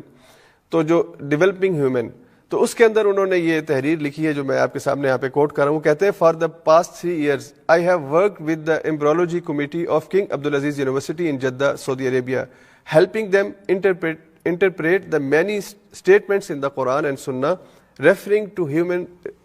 reproduction and parental development۔ جو قرآن کریم کے اندر انسان کی تخلیق کے یا احادیث کے اندر اس حوالے سے اس مضمون پر جو باتیں ہوئی ہیں، اس کی وضاحت کے لیے، اس کو اچھے انداز میں ایکسپلین کرنے کے لیے اور آج کی سائنس کے ساتھ اس کو ریلیٹ کرنے کے لیے میں نے ان کے ساتھ جو ہے وہ کام کیا ہے۔ اور پھر وہ کیا کہتے ہیں، ایٹ فرسٹ آئی واز اسٹونشڈ، میں ہکا بکا رہ گیا، میں ششدر رہ گیا by the accuracy of the statements that were record in the 17th century before the science of embryology was established۔ میں ہکا بکا رہ گیا کہ 7ویں صدی میں جبکہ سائنس اور ایمبریولوجی کی جو آج کی تحقیقات ہیں یا آج جو سائنس ہمیں چیزیں سمجھا رہی ہے اور بتا رہی ہے، اس وقت 1400 سال پہلے یہ کیسے ممکن ہے کہ یہ ساری چیزیں بالکل ایکوریٹ، اور اس نے لفظ کہا ہے ایکوریسی، کہ یہ جو ایکوریسی ہے کہ پہلے جو سٹیپس قرآن نے بیان کیے ہیں اسی طرح سے آج سائنس اس کو ثابت کر رہی ہے۔ تو یہ میرے لیے اسٹونشنگ تھا، بہت حیران کن تھا۔ لیکن پھر وہ جو قرآن کہتا ہے نا کہ ہدایت کسی کے حصے میں آتی ہے، وہ ڈاکٹر مورس بکائی تھا جس کو قرآن ملا اور اس نے اس میں سائنس کے بارے میں ہدایات یا سائنس کے بارے میں حقائق قرآن نے بیان کیے ہیں، وہ پڑھنے کے بعد مسلمان ہو گیا اور کتاب لکھی قرآن بائبل اینڈ سائنس کے نام سے۔ اور ایک یہ ہے کہ جو مان رہا ہے اور خود کہہ رہا ہے کہ میں حیران ہو گیا اور میں ہکا بکا رہ گیا، میں تصور نہیں کر سکتا تھا کہ کوئی روحانی کلام، اللہ کا کلام جو محمد صلی اللہ علیہ وسلم پہ نازل ہوا آج سے 13 صدیاں 14 صدیاں پہلے، وہ یہ حقیقتیں بیان کر رہا ہے، لیکن مسلمان نہیں ہوا۔ تو یہ ہدایت بھی اللہ کی طرف سے ہوتی ہے۔ اللہ کہتے ہیں یضل بہ من یشاء ویہدی بہ من یشاء۔ بہت سے ہیں کہ جو اس کو پڑھ کے ہدایت پا جاتے ہیں، ایمان لے آتے ہیں، اور بہت سے ایسے بھی ہیں کہ جن کے سامنے پڑھا جاتا ہے لیکن اثر نہیں ہوتا، ہدایت کو قبول نہیں کرتے۔ تو یہ ہدایت اللہ کا بہت بڑا انعام ہے۔ اگر ہمارے حصے میں یہ ہدایت آئی ہے تو ہمیں اس ہدایت کی قدر کرنی چاہیے۔ یقین جانیے دنیا کی نعمتوں میں سب سے بڑی نعمت یہ ہدایت کی نعمت ہے، اور یہ اسی کو اس نعمت کا احساس ہوتا ہے جس کے پاس یہ نہیں ہوتی۔ ہم تو ناقدرے ہیں، گھر میں بیٹھے بٹھائے مل گئی ہے، کبھی سوچا بھی نہیں ہے کتنی بڑی اللہ کی نعمت ہے جو ہمیں ملی ہے۔ اور یہ جیسے کہتے ہیں نا کہ صحت کی قدر اس کو ہوتی ہے جو بیمار ہوتا ہے، تو وہ پھر اپنی صحت کو، یا جو صحت مند ہوتے ہیں ان کو بتاتا ہے کہ یہ صحت کتنی قیمتی چیز ہے۔ اسی طرح ہدایت جن کو ملتی ہے پھر وہ بتاتے ہیں کہ کتنی قیمتی چیز ہے، اور جس کے پاس ہدایت نہیں ہوتی وہ ذہنی طور پر اور پتہ نہیں کن کن بیماریوں کے اندر اور پریشانیوں کے اندر، وہ بظاہر آپ کو بڑا اچھا انسان نظر آتا ہے، بڑا خوبصورت اور بڑا صحت مند نظر آتا ہے، لیکن فکر کے اعتبار سے وہ بیچارہ بہت ہی محروم ہوتا ہے۔ تو یہ قرآن جو ہے یہ ہدایت کا ذریعہ بنتا ہے۔ اس کے بعد اللہ تعالیٰ نے اس پوری صورت کے اندر انسان کے سامنے یہی مضمون مختلف انداز میں رکھا ہے کہ میں نے تجھے پیدا کیا، تجھے میں نے یہ ساری جتنی تخلیق کے مراحل ہیں ان سے گزارا، پھر تم کیوں شک میں پڑ گیا کہ تو دوبارہ نہیں پیدا کیا جا سکتا؟ کس بات سے؟ اسی آیت کے بعد پھر اللہ نے فرمایا کہ تم فوت ہوگے اور فوت ہونے کے بعد پھر دوبارہ اٹھائے جاؤ گے، اور تمہیں دوبارہ اٹھائے جانے میں کس چیز نے مشکل میں ڈال دیا ہے؟ تم اپنی تخلیق کے مراحل نہیں دیکھتے؟ پھر اللہ نے حضرت نوح کا اور دیگر انبیاء کا ذکر کیا، اپنی نشانیوں کا ذکر کیا، کائنات کے اندر پھیلی ہوئی نشانیوں کا ذکر کیا، انسان کو مخاطب کیا کہ اے انسان اگر تو غور و فکر سے کام لے اور اگر تو سنجیدگی سے یہ فیصلہ کر لے کہ تو نے ہدایت کو پانا ہے تو پھر اس کائنات میں نشانیاں بہت پھیلی ہوئی ہیں۔ اور آخری آیات میں پھر اللہ نے یہ بات کہی افحسبتم انما خلقناکم عبثا وَأَنَّكُمْ إِلَيْنَا لَا تُرْجَعُونَ۔ اے انسان، کیا تو یہ سمجھتا ہے کہ تجھے بیکار میں پیدا کر دیا ہے اور تجھے ہماری طرف پلٹ کے نہیں آنا؟ یہ تیری بھول ہے کہ تو اگر یہ سمجھے کہ تو بیکار میں پیدا ہوا، تو یہ سمجھے کہ تو خود بخود پیدا ہو گیا، یا تو یہ سمجھے کہ یہ کائنات خود بخود پیدا ہوگی، جیسا کہ آج کل کی سائنس کی تھیوری ہے۔ یہ خود بخود نہیں پیدا ہوئی، اللہ کہتے ہیں ایک پلان کے تحت میں نے پیدا کی ہے۔ میں ہوں جس نے جو زمین اور آسمان ملے ہوئے تھے ان کو الگ کیا، میں ہوں جس نے آسمانوں کو اٹھایا ہے بغیر ستونوں کے، اور میں ہوں جس نے اس زمین کو فضا میں معلق کیا ہے، اس میں پہاڑ گاڑ دیے ہیں تاکہ تم اس کے اوپر چل پھر سکو، چلتے ہوئے تم گرو نہ۔ اگر زمین اپنی روٹیشن کی وجہ سے، اور اس روٹیشن کی جو رفتار ہے، اگر یہ پہاڑ نہ ہو تو یہ زمین جو ہے اتنی تیزی سے حرکت کر رہی ہے کہ ہم اس کے اوپر کھڑے نہیں رہ سکتے۔ ہر کوئی جو ہے وہ اس کے اوپر گرتا پڑتا ہے، کوئی کہاں پہ گرا ہوا کہاں پہ، یعنی یہ تمدن اور یہ حیات اور زندگی یہ چل ہی نہیں سکتی۔ تو اللہ کہتے ہیں کہ میں نے یہ سارا کچھ پیدا کیا ہے، تو انسان تو سمجھتا ہے تجھے میں نے بیکار پیدا کیا ہے؟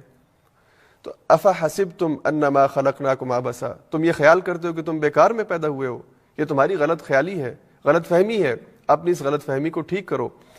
اور پھر اللہ فرماتے ہیں فتعال اللہ الملک الحق، بہت بلند و بالا ہے وہ مالک، وہ اللہ کہ جو حق ہے، سچ ہے، لا الہ الا ہو، اس کے علاوہ کوئی الہ نہیں ہے جس نے اس کائنات کو پیدا کیا ہو یا اس انسان کو پیدا کیا ہو۔ وہ اکیلا، وہ اپنی ذات میں تنہا ہے، اپنی صفات میں تنہا ہے، اور وہ رب العرش الکریم ہے۔ وَمَن يَدْعُ مَعَ اللَّهِ إِلَٰهًا آخر، اور جو اللہ کے علاوہ کسی اور کو اپنا الہ بنائے گا، چاہے اپنے نفس کو الہ بنا لے، چاہے اپنے باپ دادا کو اپنا الہ بنا لے، یا چاہے دنیا کے اندر جو بھی غلط اور جو بھی گمراہ کن عقیدہ پھیلایا جائے اس کو اپنا الہ بنا لے، تو اللہ فرماتے ہیں لا برہان لہ بہ، اس کے پاس کوئی دلیل نہیں ہے اس کو اپنا خدا بنانے کی۔ فإنما حسابہ عند ربی، پھر وہ یہ جان لے کہ اس کا حساب اس کے رب کے پاس ہوگا، اور انہ لا یفلح الکافرون، اللہ کافروں کو ہدایت نہیں دیا کرتا۔ اور پھر اللہ نے آخر میں یہ دعا ہمیں سکھائی، وقل رب اغفر وارحم وانت خیر الراحمین، اور آپ کہہ دیجئے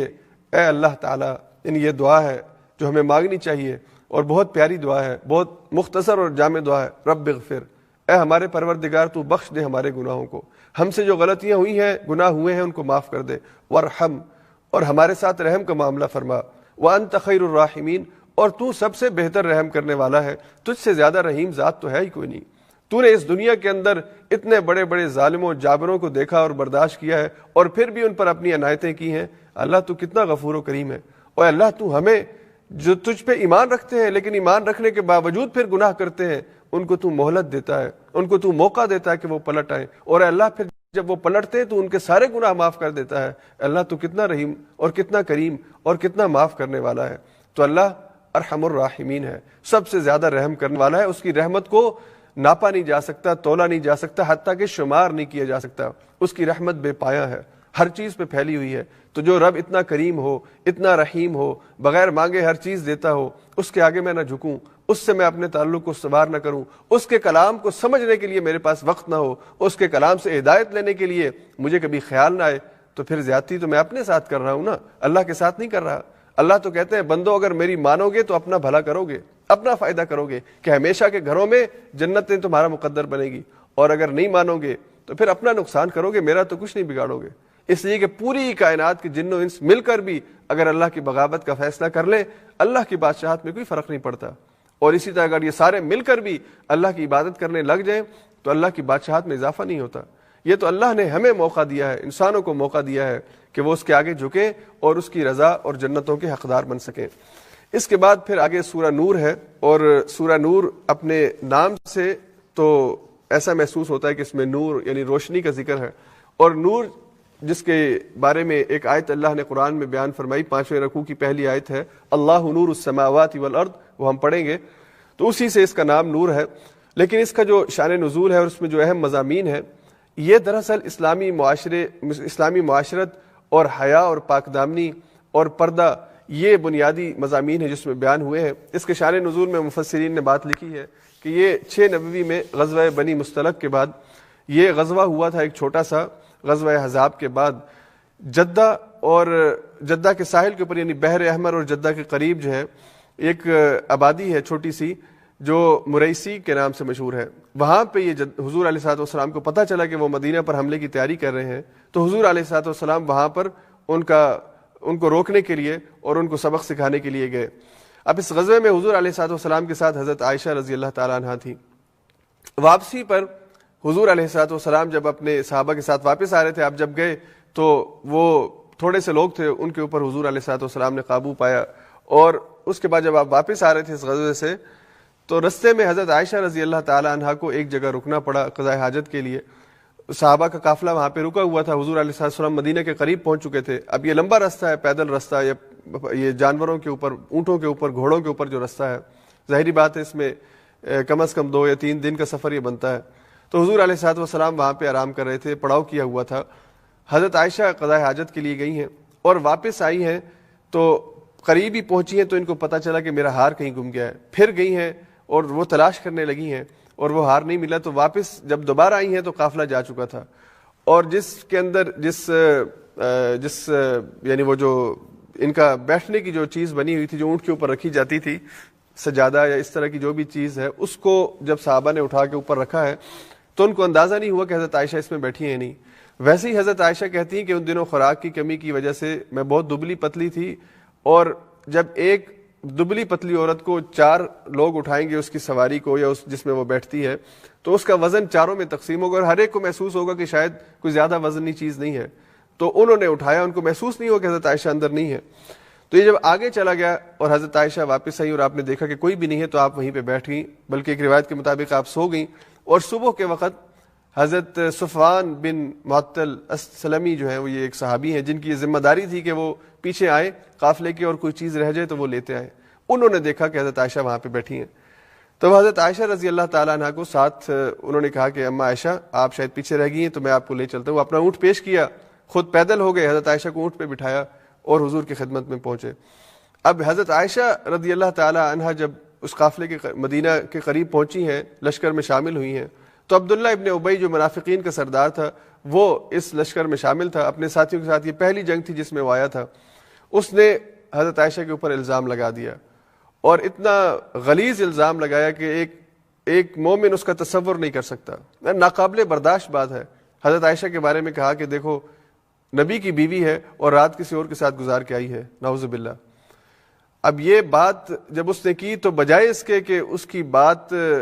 جو ہے وہ وہیں پر وہ اس کو صحابہ روک دیتے، افسوس یہ کہ اس بہتان کے اندر اور اس الزام کے اندر 3 اہل ایمان جو صحابی ہیں وہ بھی شامل ہو گئے. حضرت حسان، حضرت مستح اور حضرت حمنہ، یہ 3 مخلص صحابی تھے جو اس بہتان کو پھیلانے میں یا اس بہتان کو قبول کرنے میں شامل ہو گئے. اور اب چونکہ وہ اس سے پہلے اس صورت کے اندر جو احکام یہ نازل نہیں ہوئے تھے، تو حضور علیہ الصلوۃ والسلام نے اللہ کی طرف سے وحی کا انتظار کیا. تو اس واقعے کو واقعہ کہتے ہیں، اس کی آیات آگے آئیں گی. تو اس موقع پر یہ آیات اللہ تعالی نے نازل فرمائی، جس میں اللہ تعالی نے پھر جو کسی پر الزام لگا دے اس کے حوالے سے، اور اگر میاں اور بیوی کے درمیان وہ خود ایک دوسرے کو کوئی غلط کام کرتے ہوئے دیکھ لیں اس حوالے سے، یا کوئی 2 اہل ایمان مرد اور عورت زنا کا ارتکاب کر لیں اس حوالے سے، یا مسلمان معاشرے کے اندر بے حیائی پھیلانے کے لیے جو کام کیے جائے اس حوالے سے،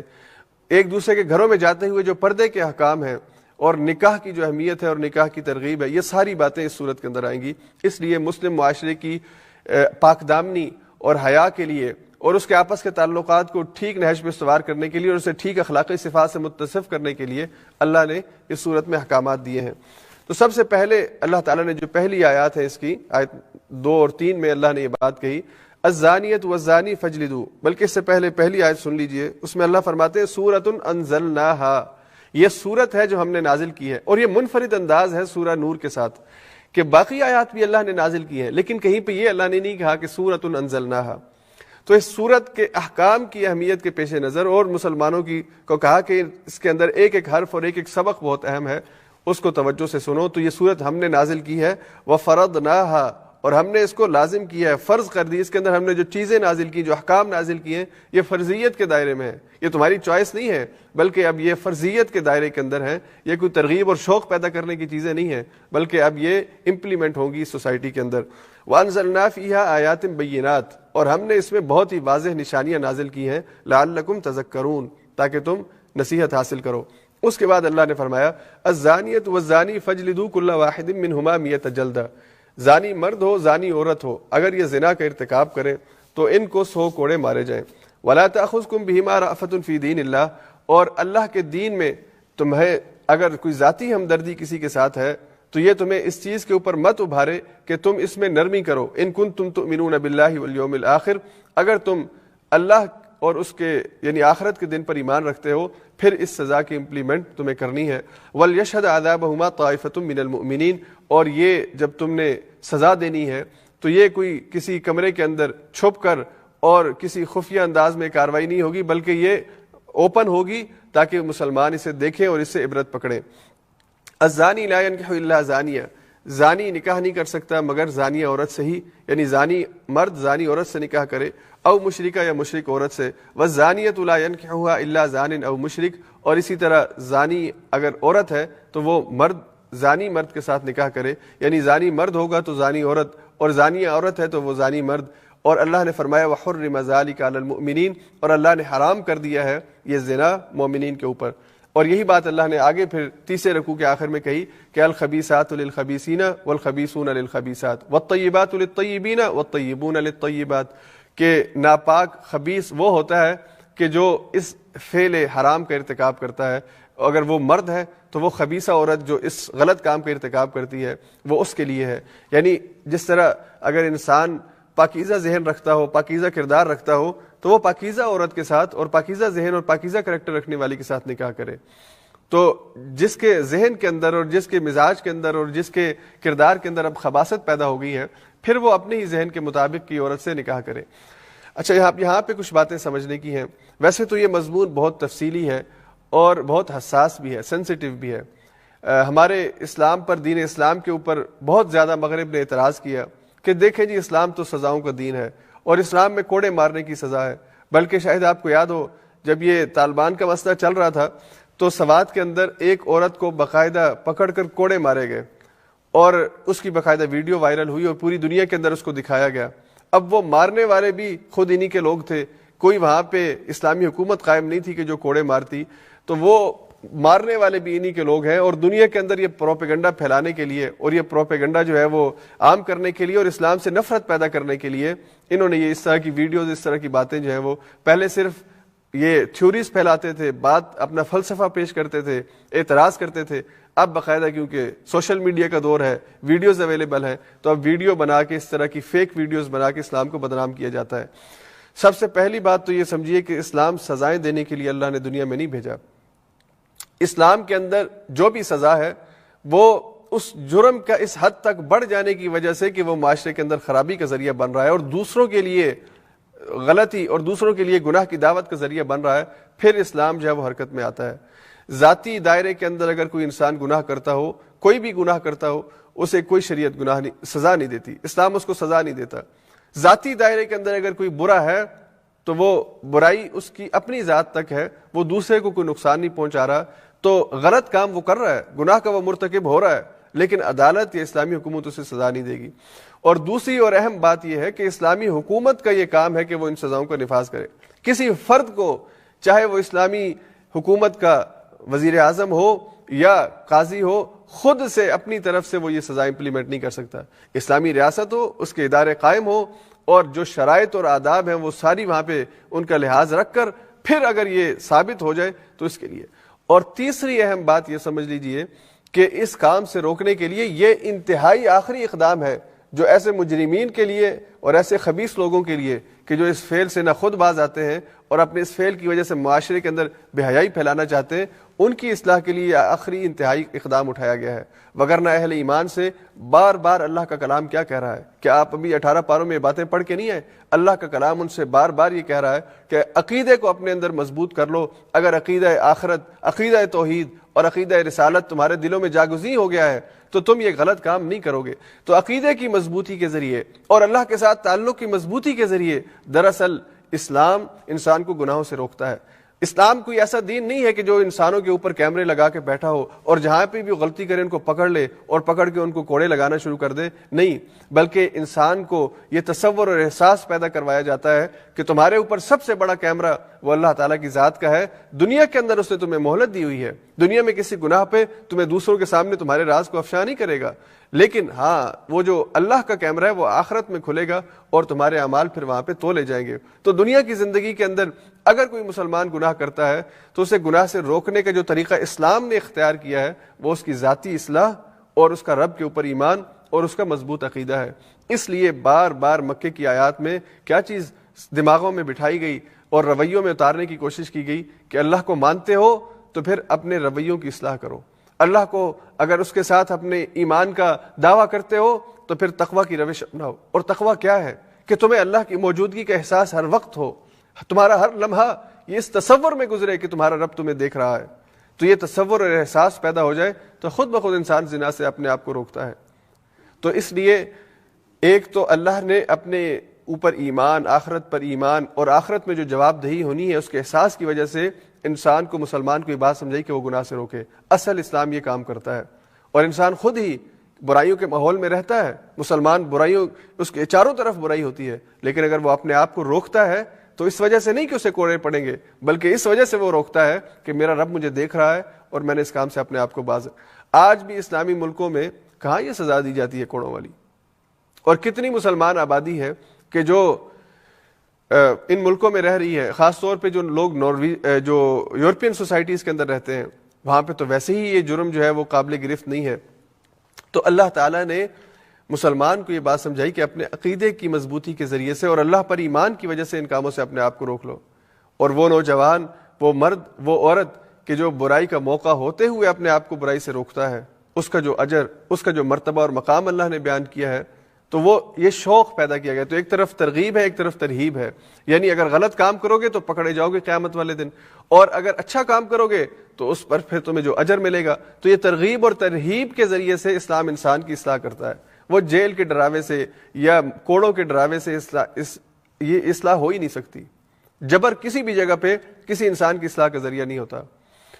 اور ایک اور بات اس حوالے سے یہ ذہن میں رکھیے کہ زنا کا جو جرم ہے، یعنی کسی ایسے مرد اور عورت کا آپس میں یہ تعلق قائم کرنا کہ جن کے اس تعلق کی ویلیڈیٹی یا عرف کے اندر اسے قبول نہ کیا گیا ہو، یہ ہر زمانے میں حتیٰ کہ آج بھی جرم سمجھا جاتا ہے۔ یعنی کسی بھی معاشرے کے اندر آپ چلے جائیں، ایک تو نکاح کا تصور ہے جو اسلام نے دیا ہے، اور غیر مسلم معاشروں میں بھی یہ نکاح کا تصور موجود ہے۔ تو شوہر اور بیوی کا جو تعلق ہے، اس میں خیانت کا ارتکاب جو ہے، اس میں کہ مرد کسی اور سے اپنا تعلق بنائے اور بیوی کسی اور سے اپنا تعلق بنائے، اسے کوئی دین، کوئی مذہب، کوئی اخلاق پسند نہیں کرتا۔ اور زنا سے قبل بھی جو تعلق ہوتا ہے، مثال کے طور پہ بوائے فرینڈ اور گرل فرینڈ کا یا سمبور کا جو رشتہ ہے، یہاں پہ جو دو مرد میاں بیوی آپس میں رہتے ہیں اور یہ تعلق بناتے ہیں، وہ ایک ڈیفائنڈ تعلق ہوتا ہے کہ یہ دونوں ایک دوسرے کے ساتھ سمبور کی حیثیت سے، بوائے فرینڈ گرل فرینڈ کی حیثیت سے رہتے ہیں۔ وہ بھی اس چیز کو پسند نہیں کرتے کہ اس کا مرد یا اس کی عورت کسی اور جگہ پہ یہ کام کرے۔ اگر انہوں نے یہ کام کرنا ہو تو پہلے اس تعلق کو، اس کا مطلب یہ ہے کہ جانوروں کی جگہ کسی بھی جگہ جا کے منہ مارنا جو ہے، یہ زنا کرنا، اسے کوئی شریعت، کوئی اخلاق، کوئی تہذیب اور کوئی تمدن اس کو قبول نہیں کرتا۔ اور اسلام نے اس کی سزا سخت کیوں رکھی ہے، اس کے اندر بھی بہت سی حکمتیں ہیں۔ اور موٹی سی بات یہ سمجھ لیجئے، اس حوالے سے مولانا سید ابو العلا مودودی رحمہ اللہ نے بڑی تفصیل کے ساتھ سورہ نور میں، اور میں آپ سب سے گزارش کروں گا کہ آپ سورہ نور کی تشریح تفہیم القرآن میں ضرور پڑھیے، تاکہ ہمیں اس پورے مضمون کی جو ڈیپتھ ہے اس میں ہم اتر کے اس کو پڑھیں اور ہم اس حقیقت کو اور اس کنسیپٹ کو سمجھنے کی کوشش کریں۔ کیونکہ آج جو معاشرہ ہے، اس معاشرے کے اندر بے حیائی کو مارکیٹ کے اندر خوشنما بنا کے پیش کیا جاتا ہے، اور آج کے معاشرے کے اندر سزاؤں کو جو ہے وہ یعنی سخت بنا کے پیش کیا جاتا ہے، حالانکہ سزائیں کہیں دی نہیں جا رہی۔ اس کے باوجود ہم سب کے لیے بہت ضروری ہے کہ ہم اس پورے فلسفے کو، قرآن یہ کیوں کر رہا ہے، اسلام یہ کیوں چاہتا ہے، تو دو باتیں سمجھنے کی ہے۔ ایک یہ کہ ہماری جتنی بھی تمدن ہے، انسانی تمدن ہے اور انسانی نسل ہے، اس کی بقا کا انحصار صرف اور صرف اس بات پر ہے کہ یہ میاں اور بیوی کا تعلق یہ محفوظ رہے، اس کے اندر خیانت کا ارتکاب نہ کیا جائے۔ یعنی مرد اور عورت کا آپس میں جو ملاپ ہے، یہ ایک عرف کے طریقے کے اوپر، ایک نکاح کے طریقے کے اوپر یہ بنے، اور پھر ان کے اندر میاں اور بیوی کے جو حقوق اور ذمہ داریاں ہیں، جو ان کے رائٹس ہیں اور جو ان کی رسپانسبلٹیز ہیں، وہ ادا کرنے کا احساس ہو، تاکہ انسانی نسل آگے چل سکے۔ عورت کبھی بھی اس بات کو قبول نہیں کرے گی کیونکہ مرد اس کو حاملہ کر کے غائب ہو جائے، اور اس کے بعد اس کو وہ 9 ماہ کی تکلیف، اور اس کے بعد پھر بچہ پیدا کرنا، اس کی تربیت اور اس کو پالنے کی جو جتنی بھی یہ ایک لمبی ایکسرسائز ہے وہ اکیلی وہ اٹھائے، وہ کبھی بھی اس بات کو قبول نہیں کرے گی۔ تو انسانی نسل کا بقا اس بات پر منحصر ہے کہ یہ رشتہ، نکاح کا رشتہ قائم رکھا جائے اور اس کے ذریعے سے پھر انسانی نسل کو آگے چلایا جائے۔ اور اسی طرح سے انسانی تمدن وہ بھی تبھی باقی رہ سکتا ہے اگر یہ مرد اور عورت کا جائز رشتہ یعنی نکاح کا رشتہ باقی رہے۔ انسانی تمدن کی ابتدا کب ہوئی ہے؟ جب مرد اور عورت آپس میں ملے ہیں اور ان کی اولاد ہوئی ہے، پھر ان کے آگے رشتے، ان کے بچوں کے رشتے اور خاندان آپس میں ملے ہیں تو یہ تمدن پھیلنا شروع ہوا ہے۔ تو اگر آپ اسی کو ختم کر دیں اور معاشرے کو آزاد کر دیں کہ جس مرد کا جس عورت کے ساتھ دل ہے، جس عورت کا جس مرد کے ساتھ دل ہے، وہ جا کے اپنی ضرورت اور اپنی خواہش کو پورا کرے، تو پھر انسانی تمدن آگے نہیں چل سکے گا، نہ انسانی نسل آگے چل سکے گی، نہ انسانی تمدن آگے چل سکے گا۔ اور آج جن معاشروں کے اندر یہ ایکسرسائز کی جا رہی ہے، کیا ہم اس بات سے واقف نہیں ہیں کہ ہمارے ان معاشروں کے اندر آج جو خاص طور پہ یورپین خواتین ہیں، یہ بچہ پیدا کرنا، بچہ لینا، اسے اپنے اوپر بوجھ فیل کرتی ہیں۔ جو مغربی افکار اور نظریات ہیں ان کی بنیاد ہی ساری اس بات کے اوپر ہے، آزادی کے اوپر۔ تو پھر وہ عورت کہتی ہے کہ میں بھی آزاد رہتی ہوں، میں کیوں اپنے آپ کو باؤنڈ کروں؟ ایک تو یہ تکلیف دہ مرحلے ہے، پھر اس کے بعد میرے کیریئر کے اوپر جو ہے وہ سوالیہ نشان کھڑا ہو جائے گا، پھر تیسرے نمبر پر میری جو جسمانی ساخت ہے وہ ویسی نہیں رہے گی، میری مارکیٹ کے اندر ویلیو کم ہو جائے گی۔ تو وہ کیوں یہ ایکسرسائز کرے گی؟ وہ یہ ایکسرسائز نہیں کرتی۔ اور یہاں پہ بچوں کے پیدا ہونے کی جو ریشو کم ہے اور روز بروز کم ہو رہی ہے، تو اس کی وجہ کیا ہے؟ وجہ بنیادی طور پر یہی ہے کہ آپ نے جب اس کنسیپٹ کو غلط معنی میں لے لیا ہے کہ آپ آزاد ہیں اور آپ کا جسم آپ کی مرضی ہے اور آپ نے بالکل بچے پیدا نہیں کرنے، تو پھر انسانی نسل جو ہے وہ آگے نہیں چل پائے گی۔ تو اللہ نے یہ جو قوانین دیے ہیں یہ اس وجہ سے دیے ہیں، اور یہ جو سزا متعین کی ہے اس کے اندر بھی یہ آخری اقدام کے طور پر۔ اور دیکھیے اس کے اندر جو گواہوں کی جو تفصیلات ہیں کہ اگر یہ کوئی کام کرے مرد اور عورت اور اس کو دیکھنے والے 4 فرد ہوں، 4 جو اس کو دیکھیں، اس پوری کارروائی کو دیکھیں اور پھر وہ گواہی دیں، اور یہ چاروں بھی کریکٹر کے حوالے سے ٹھیک ہوں، اور یہ اس کے ذاتی طور پر ان کی آپس میں کوئی دشمنی نہ ہو، کوئی ذاتی طور پر مخاصمت نہ ہو کہ وہ اس وجہ سے آ کے جھوٹی گواہی دیں، تو یہ 4 اگر آ کے ایک ہی جیسی گواہی دیں کہ کب کہاں کس نے کس کے ساتھ یہ کام کیا ہے، اگر ان کے بیانات کے اندر بھی تضاد ہے تو یہ گواہی ریجیکٹ ہو جائیں گی۔ اس کا مطلب یہ ہے کہ کسی جوڑے نے، کسی مرد اور عورت نے اوپنلی لوگوں کے سامنے یہ کام کیا ہے کہ 4 لوگوں نے ان کو یہ کام کرتے دیکھا اور مکمل انہوں نے تفصیلات آ کے عدالت میں بیان کی ہیں۔ اس کا مطلب یہ ہے کہ یہ لوگ معاشرے کے اندر بے حیائی پھیلا رہے ہیں۔ اگر 3 گواہ ہیں، تینوں گواہوں کو خاموش رہنے کا حکم ہے جب تک کہ چوتھا ان کو نہیں ملتا، اور اگر چاروں کے بیانات ٹھیک نہیں ہیں تو چاروں کی گواہی ریجیکٹ ہو جائے گی، ان کو جو جوڑا ہے یا جو غلط کام کر رہا ہے اس کو سزا نہیں ملے گی۔ تو اس حوالے سے جو تفصیلات ہیں اگر وہ بھی آپ پڑھیں اور پھر پوری تاریخ انسانی کا مطالعہ کریں، خاص طور پہ اسلامی تاریخ کا مطالعہ کریں، تو عملاً یہ سزا نہ ہونے کے برابر ہے۔ بہت کم ایسے مواقع ہوئے ہیں کہ یہ سزا دی گئی ہے، کہ یہ جرم ثابت ہوا ہو۔ اکثر سزائیں جو ہوئی ہیں وہ خود اپنے اعتراف کے بعد دی گئی ہیں، یعنی کسی صحابی سے یا کسی مسلمان سے غلطی ہوئی ہے اور اس نے آ کے خود عدالت میں اقرار کر لیا ہے کہ مجھ سے غلطی ہوئی ہے، میرے سے گناہ ہوا ہے، اور پھر عدالت نے وہ سزا دی ہو۔ حضور علیہ الصلوۃ والسلام کی زندگی میں وہ جو خاتون ہے جس کو رجم کیا گیا،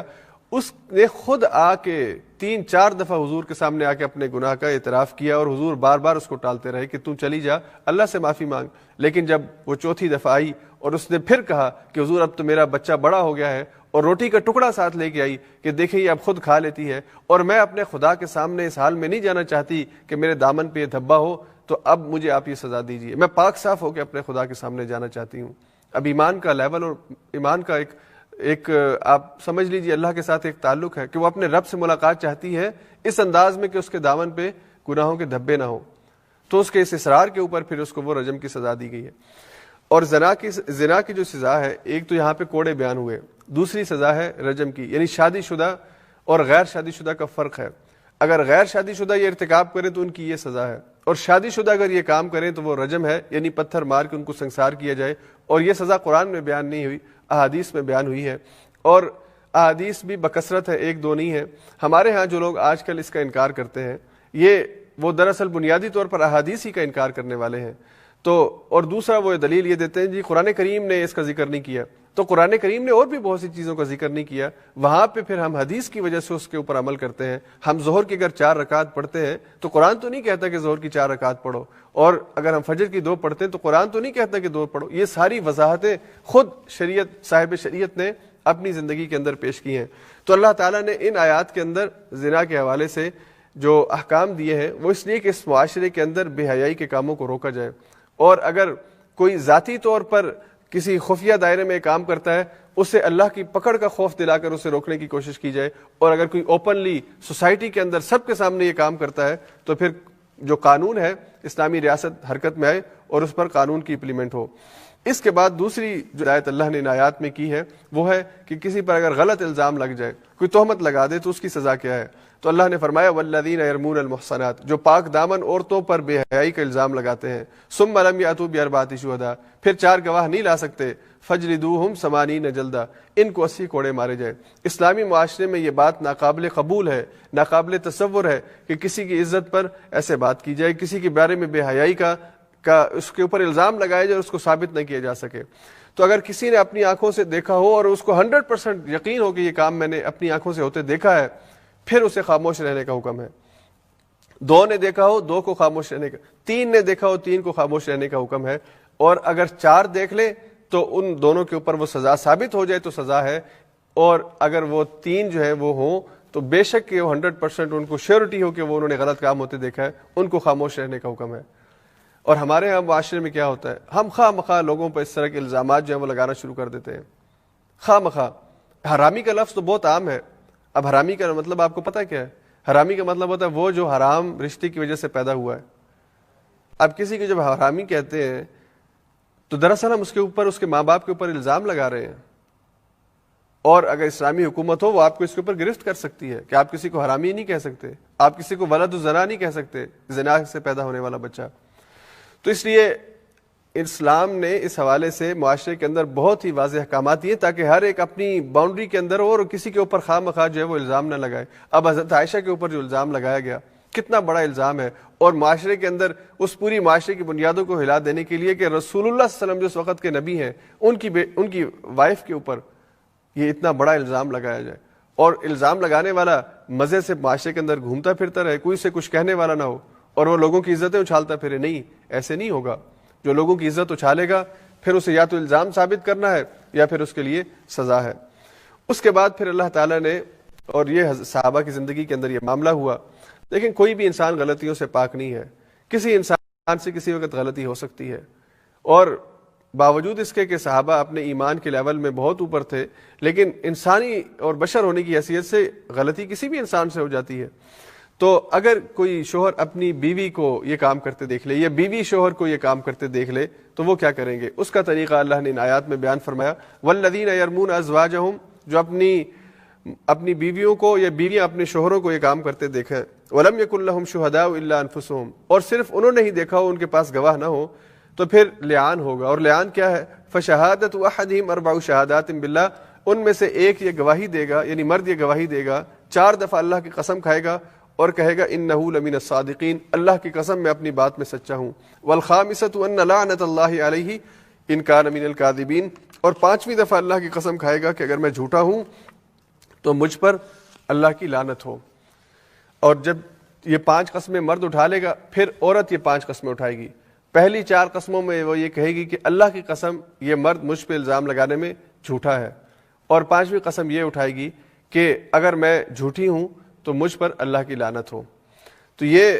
اس کو لعان کہا جاتا ہے۔ تو اگر شوہر نے یہ کام غلط کیا ہو، بیوی اس طرح کا الزام عدالت میں لے آئے تو اسے لعان کرنا ہوگا، اور اس کے بعد دونوں میں تفریق کر دی جائے گی، یہ الگ الگ ہو جائیں گے۔ تو یہ جو طریقہ ہے میاں بیوی، اب ظاہری بات ہے جب یہ معاملہ یعنی شوہر نے اپنی بیوی کو اس طرح کرتے دیکھا یا بیوی نے شوہر کو کرتے دیکھا، تو ہمارے ہاں تو عموماً ویسے مرد غصے میں بیوی کو قتل کر دیتے ہیں اور دیکھتے نہیں ہیں، سنتے ہیں، کسی سے سنا ہے یا کسی نے آ کے بات کی ہے تو تحقیق نہیں کی، ثابت نہیں ہوا الزام، جا کے سیدھا گولی مار دی ہے۔ اور عورت دیکھ لے تو عورت بیچاری اپنی معاشرتی مجبوریوں کی وجہ سے وہ باوجود اس کے کہ اس کو پتہ ہوتا ہے، اس نے اپنی آنکھوں سے دیکھا ہوتا ہے، لیکن وہ شوہر کو برداشت کرتی ہے۔ تو یہ ہمارے مردوں کا قصور ہے، ہمارا قصور ہے اس حوالے سے کہ ہم غلطی کر کے بھی اپنی معافی اپنی بیویوں سے لے لیتے ہیں، لیکن ہماری بیویاں غلطی کریں تو ہمارے اندر معافی کا جذبہ نہیں ہوتا. تو ہمیں اس کا مطلب یہ نہیں ہے کہ ہمیں غلطیاں کرتے رہنا چاہیے، ہمیں اپنے رویوں کا جائزہ لینا چاہیے اور مردوں کو بطور خاص اس حوالے سے اپنی اصلاح کرنی چاہیے. اور اگر عورتیں غلط ہیں تو عورتوں کو اس رشتے کے اندر غلطی کرنے کی اجازت نہ مردوں کو ہے نہ عورتوں کو ہے. اس رشتے کو ختم کریں، پھر اس کے بعد کہیں اور منہ ماریں. یعنی اگر آپ نے تعلق کسی سے بنانا ہے تو پہلے اپنے پاکیزہ رشتے کو ختم کریں اور اس کے بعد دوسرے مرد یا جس جگہ بھی جو کام کرنے نہیں، اس رشتے کی جو نزاکت ہے اس میں کسی دوسرے کی مداخلت اس کو تصور نہیں کیا جا سکتا. اس کے بعد پھر آگے یہ آیات ہے، آیت نمبر 11 سے 18 تک، جہاں پہ اللہ تعالیٰ نے حضرت عائشہ کی پاک دامنی کا ذکر کیا. اور حضرت عائشہ رضی اللہ تعالیٰ عنہ کی فضیلت ہے کہ آپ کی پاک دامنی کے اوپر ایک نہیں، دو نہیں، پوری یہ 8 آیات اور اس کے بعد کی 2 آیات بھی اگر ملا لیں جو ایک اور مضمون اسی سے ملتا جلتا ہے، یہ اللہ نے حضرت عائشہ کی پاک دامنی کے حوالے سے نازل فرمایا.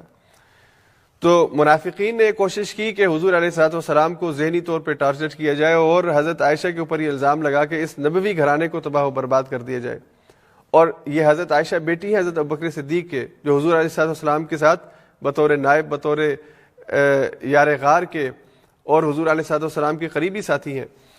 تو ان کو بھی جو ہے وہ ذہنی طور پر ٹارچر کیا جائے.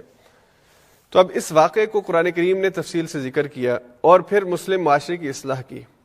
تو ہم اس کا ترجمہ پڑھتے ہیں اور آج کیا جو ہمارے غلط رویے ہیں ان کی اصلاح بھی اس کے اندر موجود ہے، جو ہم ویسے ہی خواہ مخواہ دوسروں کے اوپر الزام لگانا شروع کر دیتے ہیں، کردار کشی شروع کرتے ہیں. اللہ فرماتے ہیں ان الذین جاؤوا بالافک عصبۃ منکم، یہ جو لوگ افک کا جنہوں نے یہ بہانہ گھڑا ہے یہ تمہارے ہی میں سے ہیں. افک کہتے ہیں کسی چیز کو ڈیل دینا، یعنی اس واقعے کو مسلم معاشرے کے اوپر، مسلم سوسائٹی کے اوپر جنہوں نے ڈالا ہے اور اس کو تباہ کرنے کی کوشش کی ہے، یہ تمہارے میں سے لوگ ہیں. لا تحسبوه شرا لکم بل هو خیر لکم، اسے برا گمان مت کرو کہ یہ تمہارے لیے برا ہے، بل ہوا خیر لکم، بلکہ تمہارے لیے بہتر ہوا ہے کہ اس کے نتیجے میں اللہ نے زنا کے، لعان کے، قذف کے یہ سارے احکام تفصیل سے بیان کر دیے ہیں تاکہ اس کے بعد اب کسی کو ہمت نہ ہو کہ وہ کسی پاک دامن مسلمان عورت پر یا کسی پاک دامن مسلمان مرد کے اوپر الزام لگائیں. تو اس شر سے خیر ہی برآمد ہوا ہے. لکل امرئ منہم مکتسب من الاسم، الزام لگانے والوں میں سے ہر ایک نے اپنے بقدر الزام کے حصہ گناہ کا کما لیا ہے. یعنی جس نے جتنا زیادہ زور سے بولا ہے، زیادہ لوگوں میں بات کی ہے، پھیلایا ہے اس الزام کو، اس کو اتنا ہی گناہ ملا ہے. والذی تولی کبرہ منہم لہ عذاب عظیم، اور جس نے اس کا سب سے بڑا گناہ کا حصہ اپنے دامن میں سمیٹا اس کے لیے بہت بڑا عذاب ہے جو قیامت کے دن اس کو ملنا ہے. اور وہ عبداللہ ابن ابی ہے، منافقین کا سردار ہے، جس نے سب سے پہلے یہ الزام لگایا اور اپنے اس الزام میں دیگر منافقین کو ساتھ ملا کے اس کو پروپیگنڈے کی صورت میں پورے مدینے کی سوسائٹی کے اندر پھیلایا. اور پھر 3 مسلمان صحابہ جو مخلص تھے وہ بھی اس نادانی میں یا اس کی سازش اور اس کے پروپیگنڈے کے اندر اس کے ساتھ شامل ہوئے. اس کے بعد اللہ فرماتے ہیں لولا اذ سمعتموه ظن المؤمنون والمؤمنات بانفسهم خیرا قالوا هذا افک مبین، ایسا کیوں نہ ہوا کہ جب اس بہتان کو، اس الزام کو مومنوں نے سنا اور مومن عورتوں نے بھی سنا تو انہوں نے کیوں نہ کہا کہ یہ تو واضح طور پر گھڑا ہوا جھوٹ ہے، یہ تو بالکل ہی بے بنیاد قسم کی بات ہے، اس کی تو کوئی حقیقت نہیں ہے، یہ تو ہو نہیں سکتا، یہ تصور نہیں کیا جا سکتا. بھلا وہ نبی کہ جو اخلاقیات کے بلند مرتبے پر ہو اور اس کی بیوی حضرت عائشہ رضی اللہ تعالیٰ عنہ، ان کے بارے میں یہ تصور کیا جا سکتا ہے کہ یہ غلط ہے تو پھر ٹھیک کون ہے؟ پھر اس کا مطلب یہ کہ آپ پورے معاشرے کے اندر اخلاقی طور پر کسی کی کوئی گارنٹی نہیں دے رہے، آپ نے ہر ایک کو 0 سے ضرب دے دی ہے. تو کیوں نہ اہل ایمان نے کہا کہ یہ توقع یہ یعنی بالکل واضح جھوٹ ہے، یہ تو صریح بہتان ہے. لولا جاءوا علیہ باربعۃ شہداء فاذ لم یاتوا بالشہداء فاولئک عند اللہ هم الکاذبون، اور کیوں نہ اگر انہوں نے الزام لگایا تھا تو ان سے گواہ طلب کیے. تو جب الزام وہ لگا رہے ہیں تو پہلا کام تھا گواہ طلب کرتے، اور پہلے تو یہ کہنا چاہیے تھا کہ یہ جھوٹ ہے، اور اگر پھر وہ اصرار کرتے تو گواہ طلب کرتے، اور جب گواہ نہیں ہے تو پھر اس کا مطلب یہ ہے کہ وہ جھوٹے ہیں. اور اللہ فرماتے ہیں کہ اگر اللہ کا فضل نہ ہوتا، اللہ کا فضل ابھی تم پر نہ ہوتا اور اللہ کا فیصلہ نہ ہوتا کہ تمہیں اس نے پکڑ لینا ہے عذاب کے اندر، تو تم دیکھتے کہ لمسکم فیما افضتم فیہ عذاب عظیم، کہ تمہیں ایک بہت ہی زوردار قسم کا عذاب جو ہے وہ پکڑ لیتا. لولا استلقونه بالسنتکم وتقولون بافواهکم ما ليس لكم به علما وتحسبونه هینا، اب جب کہ تم اسے اپنی زبانوں سے نقل کر رہے ہو، ایک دوسرے کو سنا رہے ہو اور اپنی منہ سے وہ بات نکال رہے ہو جس کی تمہیں خبر تک نہیں تھی، تو اسے تو تم بہت ہی ہلکا سمجھ کے، قول ہین سمجھ کے، آسان اور ہلکا سمجھ کے دوسروں کے سامنے بیان کر رہے تھے، لیکن اللہ کے نزدیک یہ بہت بڑی بات تھی. یعنی عرش ہل جاتا ہے جب کسی نبی اور اس کے گھر والوں کے اوپر بد کرداری کا اور بے حیائی کا الزام لگتا ہے. جیسے یوسف کے بارے میں تب یہ کہا گیا تھا کہ اس نے اپنے عزیز مصر جو اس کا رب ہے، یا جو اس کا یعنی بادشاہ تھا، یا جو اس کا سرپرست تھا، آقا تھا جس نے حضرت یوسف کو خریدا تھا، اس کی بیوی کے اوپر اس نے غلط انداز میں جو ہے وہ اس کے ساتھ بے حیائی کا ارادہ کیا. تو جیسے یوسف کے بارے میں یہ تصور نہیں کیا جا سکتا کہ وہ اللہ کا نیک اور برگزیدہ بندہ تھا، وہ یہ غلط کام کرے، تو حضرت عائشہ جو وقت کے نبی کی بیوی ہیں ان پر یہ الزام لگایا جائے تو تم نے کیوں اسے ہلکا سمجھ کے دہرانا شروع کر دیا؟ یہ تو بہت بڑی بات تھی. اور اللہ کہتے ہیں یعظکم اللہ ان تعودوا لمثلہ ابدا ان کنتم مؤمنین، خبردار آج کے بعد دوبارہ ایسی حرکت نہ ہو، دوبارہ ایسی بات تمہاری زبانوں پہ نہ آئے. اب چاہے نبی کی بیوی ہو یا کوئی اور پاک دامن عورت ہو، خبردار آج کے بعد تمہارے منہ کے اوپر یہ بات آئے کہ تم کسی پاک دامن مرد پر یا عورت پر یہ الزام لگاؤ. اور پھر یہاں پہ وہ 3 مخلص صحابہ، حضرت حسان، حضرت حمنہ اور حضرت مستح، ان کے اوپر جب یہ الزام ثابت نہیں کر سکے تو پھر یہ قذف کی سزا جو تھی 80 کوڑوں کی ان کو لگائی گئی کہ انہوں نے جھوٹا بہتان لگایا ہے اور انہوں نے توبہ کی. اور عبداللہ ابن ابی کو سزا اس وجہ سے نہیں دی گئی کہ جو جتھا اس کے ساتھ تھا اس کے پیش نظر، اور پھر اللہ تعالیٰ نے آخرت میں اس کے لیے جو بہت بڑا عذاب تیار کر رکھا ہے، جس کے بارے میں اللہ نے قرآن میں کہا کہ ان المنافقین فی الدرک الاسفل من النار، یہ جہنم کے نچلے ترین درجوں کے اوپر. تو حکمتاً حضور علیہ الصلوۃ والسلام نے عبداللہ ابن ابی کو سزا نہیں دی، البتہ 3 مخلص صحابہ کو جنہوں نے یہ الزام لگایا ان کو سزا ملی. اس کے بعد اگلی آیت ہے ان الذين يحبون ان تشيع الفاحشة في الذين آمنوا لهم عذاب أليم في الدنيا والآخرة والله يعلم وانتم لا تعلمون. وہ لوگ جو پسند کرتے ہیں اس بات کو کہ وہ فحش کو پھیلا دیں اہل ایمان کے درمیان، ان کے لیے دنیا اور آخرت میں دردناک عذاب ہے، اور اللہ جانتا ہے اور تم نہیں جانتے. یہ جو فاحشہ ہے، فحش ہے اور بے حیائی ہے، بے حیائی کے جتنے عنوانات ہیں اور جتنے انداز ہیں، اس کو مسلم معاشرے میں پھیلانے کی جو بھی کوشش اور کاوش کرتا ہے، اللہ فرماتے ہیں کہ وہ اللہ کے عذاب میں گرفتار ہوگا. اور آج کے دور کے اندر یہ بات ڈھکی چھپی نہیں ہے، کوئی مخفی نہیں ہے کہ بے حیائی کو اور یعنی کو اور بے لباسی کو اور بے غیرتی کو پھیلانے میں ہمارا میڈیا کیا رول پلے کر رہا ہے. تو یہ میڈیا کے جو مالکان ہیں، یہ جو کریکٹرز خود ہیں جو اپنی ان حرکتوں کے ذریعے سے لوگوں میں بے حیائی پھیلا رہے ہیں، تو کیا یہ اللہ کے عذاب سے بچ سکیں گے؟ اور ہم جو اس کو بہت ہی ہلکا سمجھ کے، جیسے قرآن نے کہا نا قول ہین ہے، ہین سمجھ کے ہم اس کو قبول کر کے بیٹھے ہوئے، اور اسے ہم آج کی تہذیب کہتے ہیں، اسے آج ہم جو ہے وہ ترقی یافتہ دور کی علامت کہتے ہیں. تو یہ ہم کس نہج کے اوپر چل رہے ہیں؟ اللہ تو یہ کہہ رہا ہے کہ جس معاشرے کے اندر بے حیائی پھیلانے والے، مسلمانوں کے درمیان بے حیائی پھیلانے والے آزاد ہوں اور بے حیائی پھیلائی جائے، ان کے اوپر اللہ کی طرف سے پکڑ ہے، اللہ کا عذاب ہے. اللہ تعالیٰ قطعاً کسی بھی اسلامی ریاست کے اندر، اسلامی حکومت کے اندر کسی کو یہ اجازت نہیں ہے کہ وہ اہل ایمان کے درمیان بے حیائی کے کام کرے، بے حیائی کو پھیلائے. ہمارے ہاں ہر مسلم معاشرے کے اندر اب تقریباً قہوہ خانے موجود ہیں. قانونی طور پر جرم ہے، لیکن اداروں کو پتہ ہے کہ کس گھر میں کیا ہو رہا ہے، کس جگہ پہ کوٹھا بنا ہوا ہے. پہلے جھنڈے لگے ہوتے تھے، علامتیں لگی ہوتی تھیں کہ اس جگہ پر جا کر مرد اپنی ضرورت پوری کر سکتے ہیں. اور آج ویب سائٹس ہیں، آج جو ہے وہ دوسرے انداز ہیں، آپ ان کے ذریعے سے اپنی ضرورت پوری کرتے ہیں. ہم اس طرح سے اپنا غلط جو ہے وہ مقصد پورا کرتے ہیں. تو یہ معاشرے کے اندر فحش پھیلانے اور فحش کو رواج دینے میں جو بھی ادارہ، جو بھی کریکٹر کام کر رہا ہے، وہ اللہ کے عذاب میں پکڑا جائے گا. اور ہمارا بڑا المیہ ہے کہ ہم اس دور میں رہ رہے ہیں جس دور میں بے حیائی کو، فحش کو اور یعنی کو تہذیب کہا گیا ہے اور اسے کلچر کہا گیا ہے.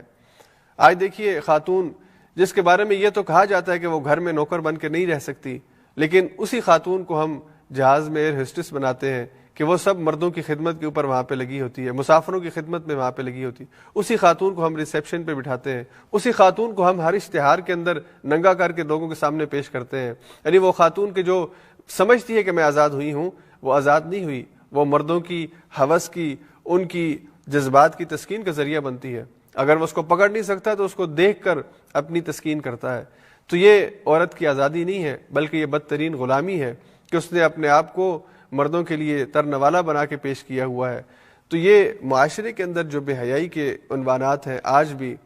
یہ سارے جو ہیں، چاہے وہ مسلمان ہوں، مسلم معاشروں میں رہتے ہوں یا غیر مسلم معاشروں کے اندر رہتے ہوں،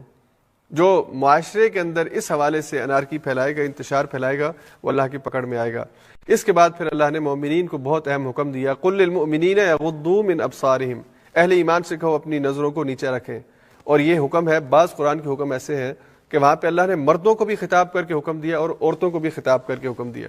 اور یہ حکم بھی اللہ نے مردوں کو الگ دیا ہے اور عورتوں کو الگ دیا ہے. قل للمؤمنین یغضوا من ابصارہم، اور پھر اگلی آیت میں قل للمؤمنات یغضضن من ابصارہن،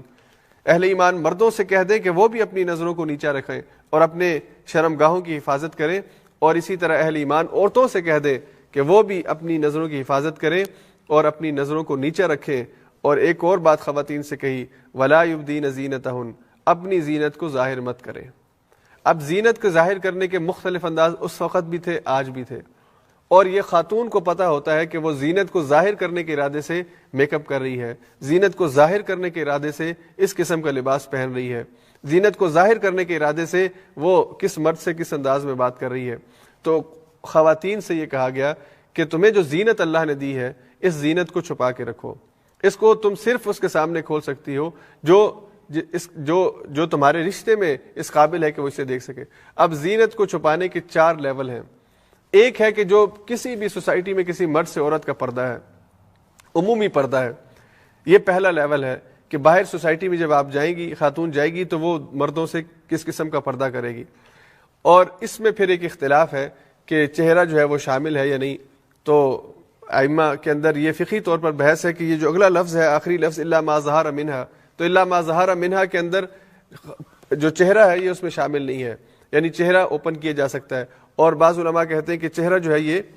اس میں شامل ہے پردے کے اندر، اس لیے ما ظہر منہا سے مراد یہ ہے کہ جو خود بخود جسم کا حصہ ظاہر ہو جائے. یعنی اگر عورت کسی جگہ جا رہی ہے اور ہوا چلنے کی وجہ سے اگر اس کے چہرے سے پردہ ہٹ گیا ہے، یا کسی اور جگہ اچانک اسے ظاہر کرنا پڑا ہے، ڈاکٹر کے پاس گئی ہے، وہاں پہ علاج کے لیے اس کو اپنے جسم کا کچھ حصہ ظاہر کرنا پڑا ہے، تو یہ الا ما ظہر منہا میں آتا ہے. یا مثال کے طور پہ اس نے ہاتھ پہ مہندی لگائی ہے، یا اس نے پاؤں کے اوپر نیل پالش لگائی ہے، اس طرح کی چیزیں الا ما ظہر منہا میں آتی ہیں.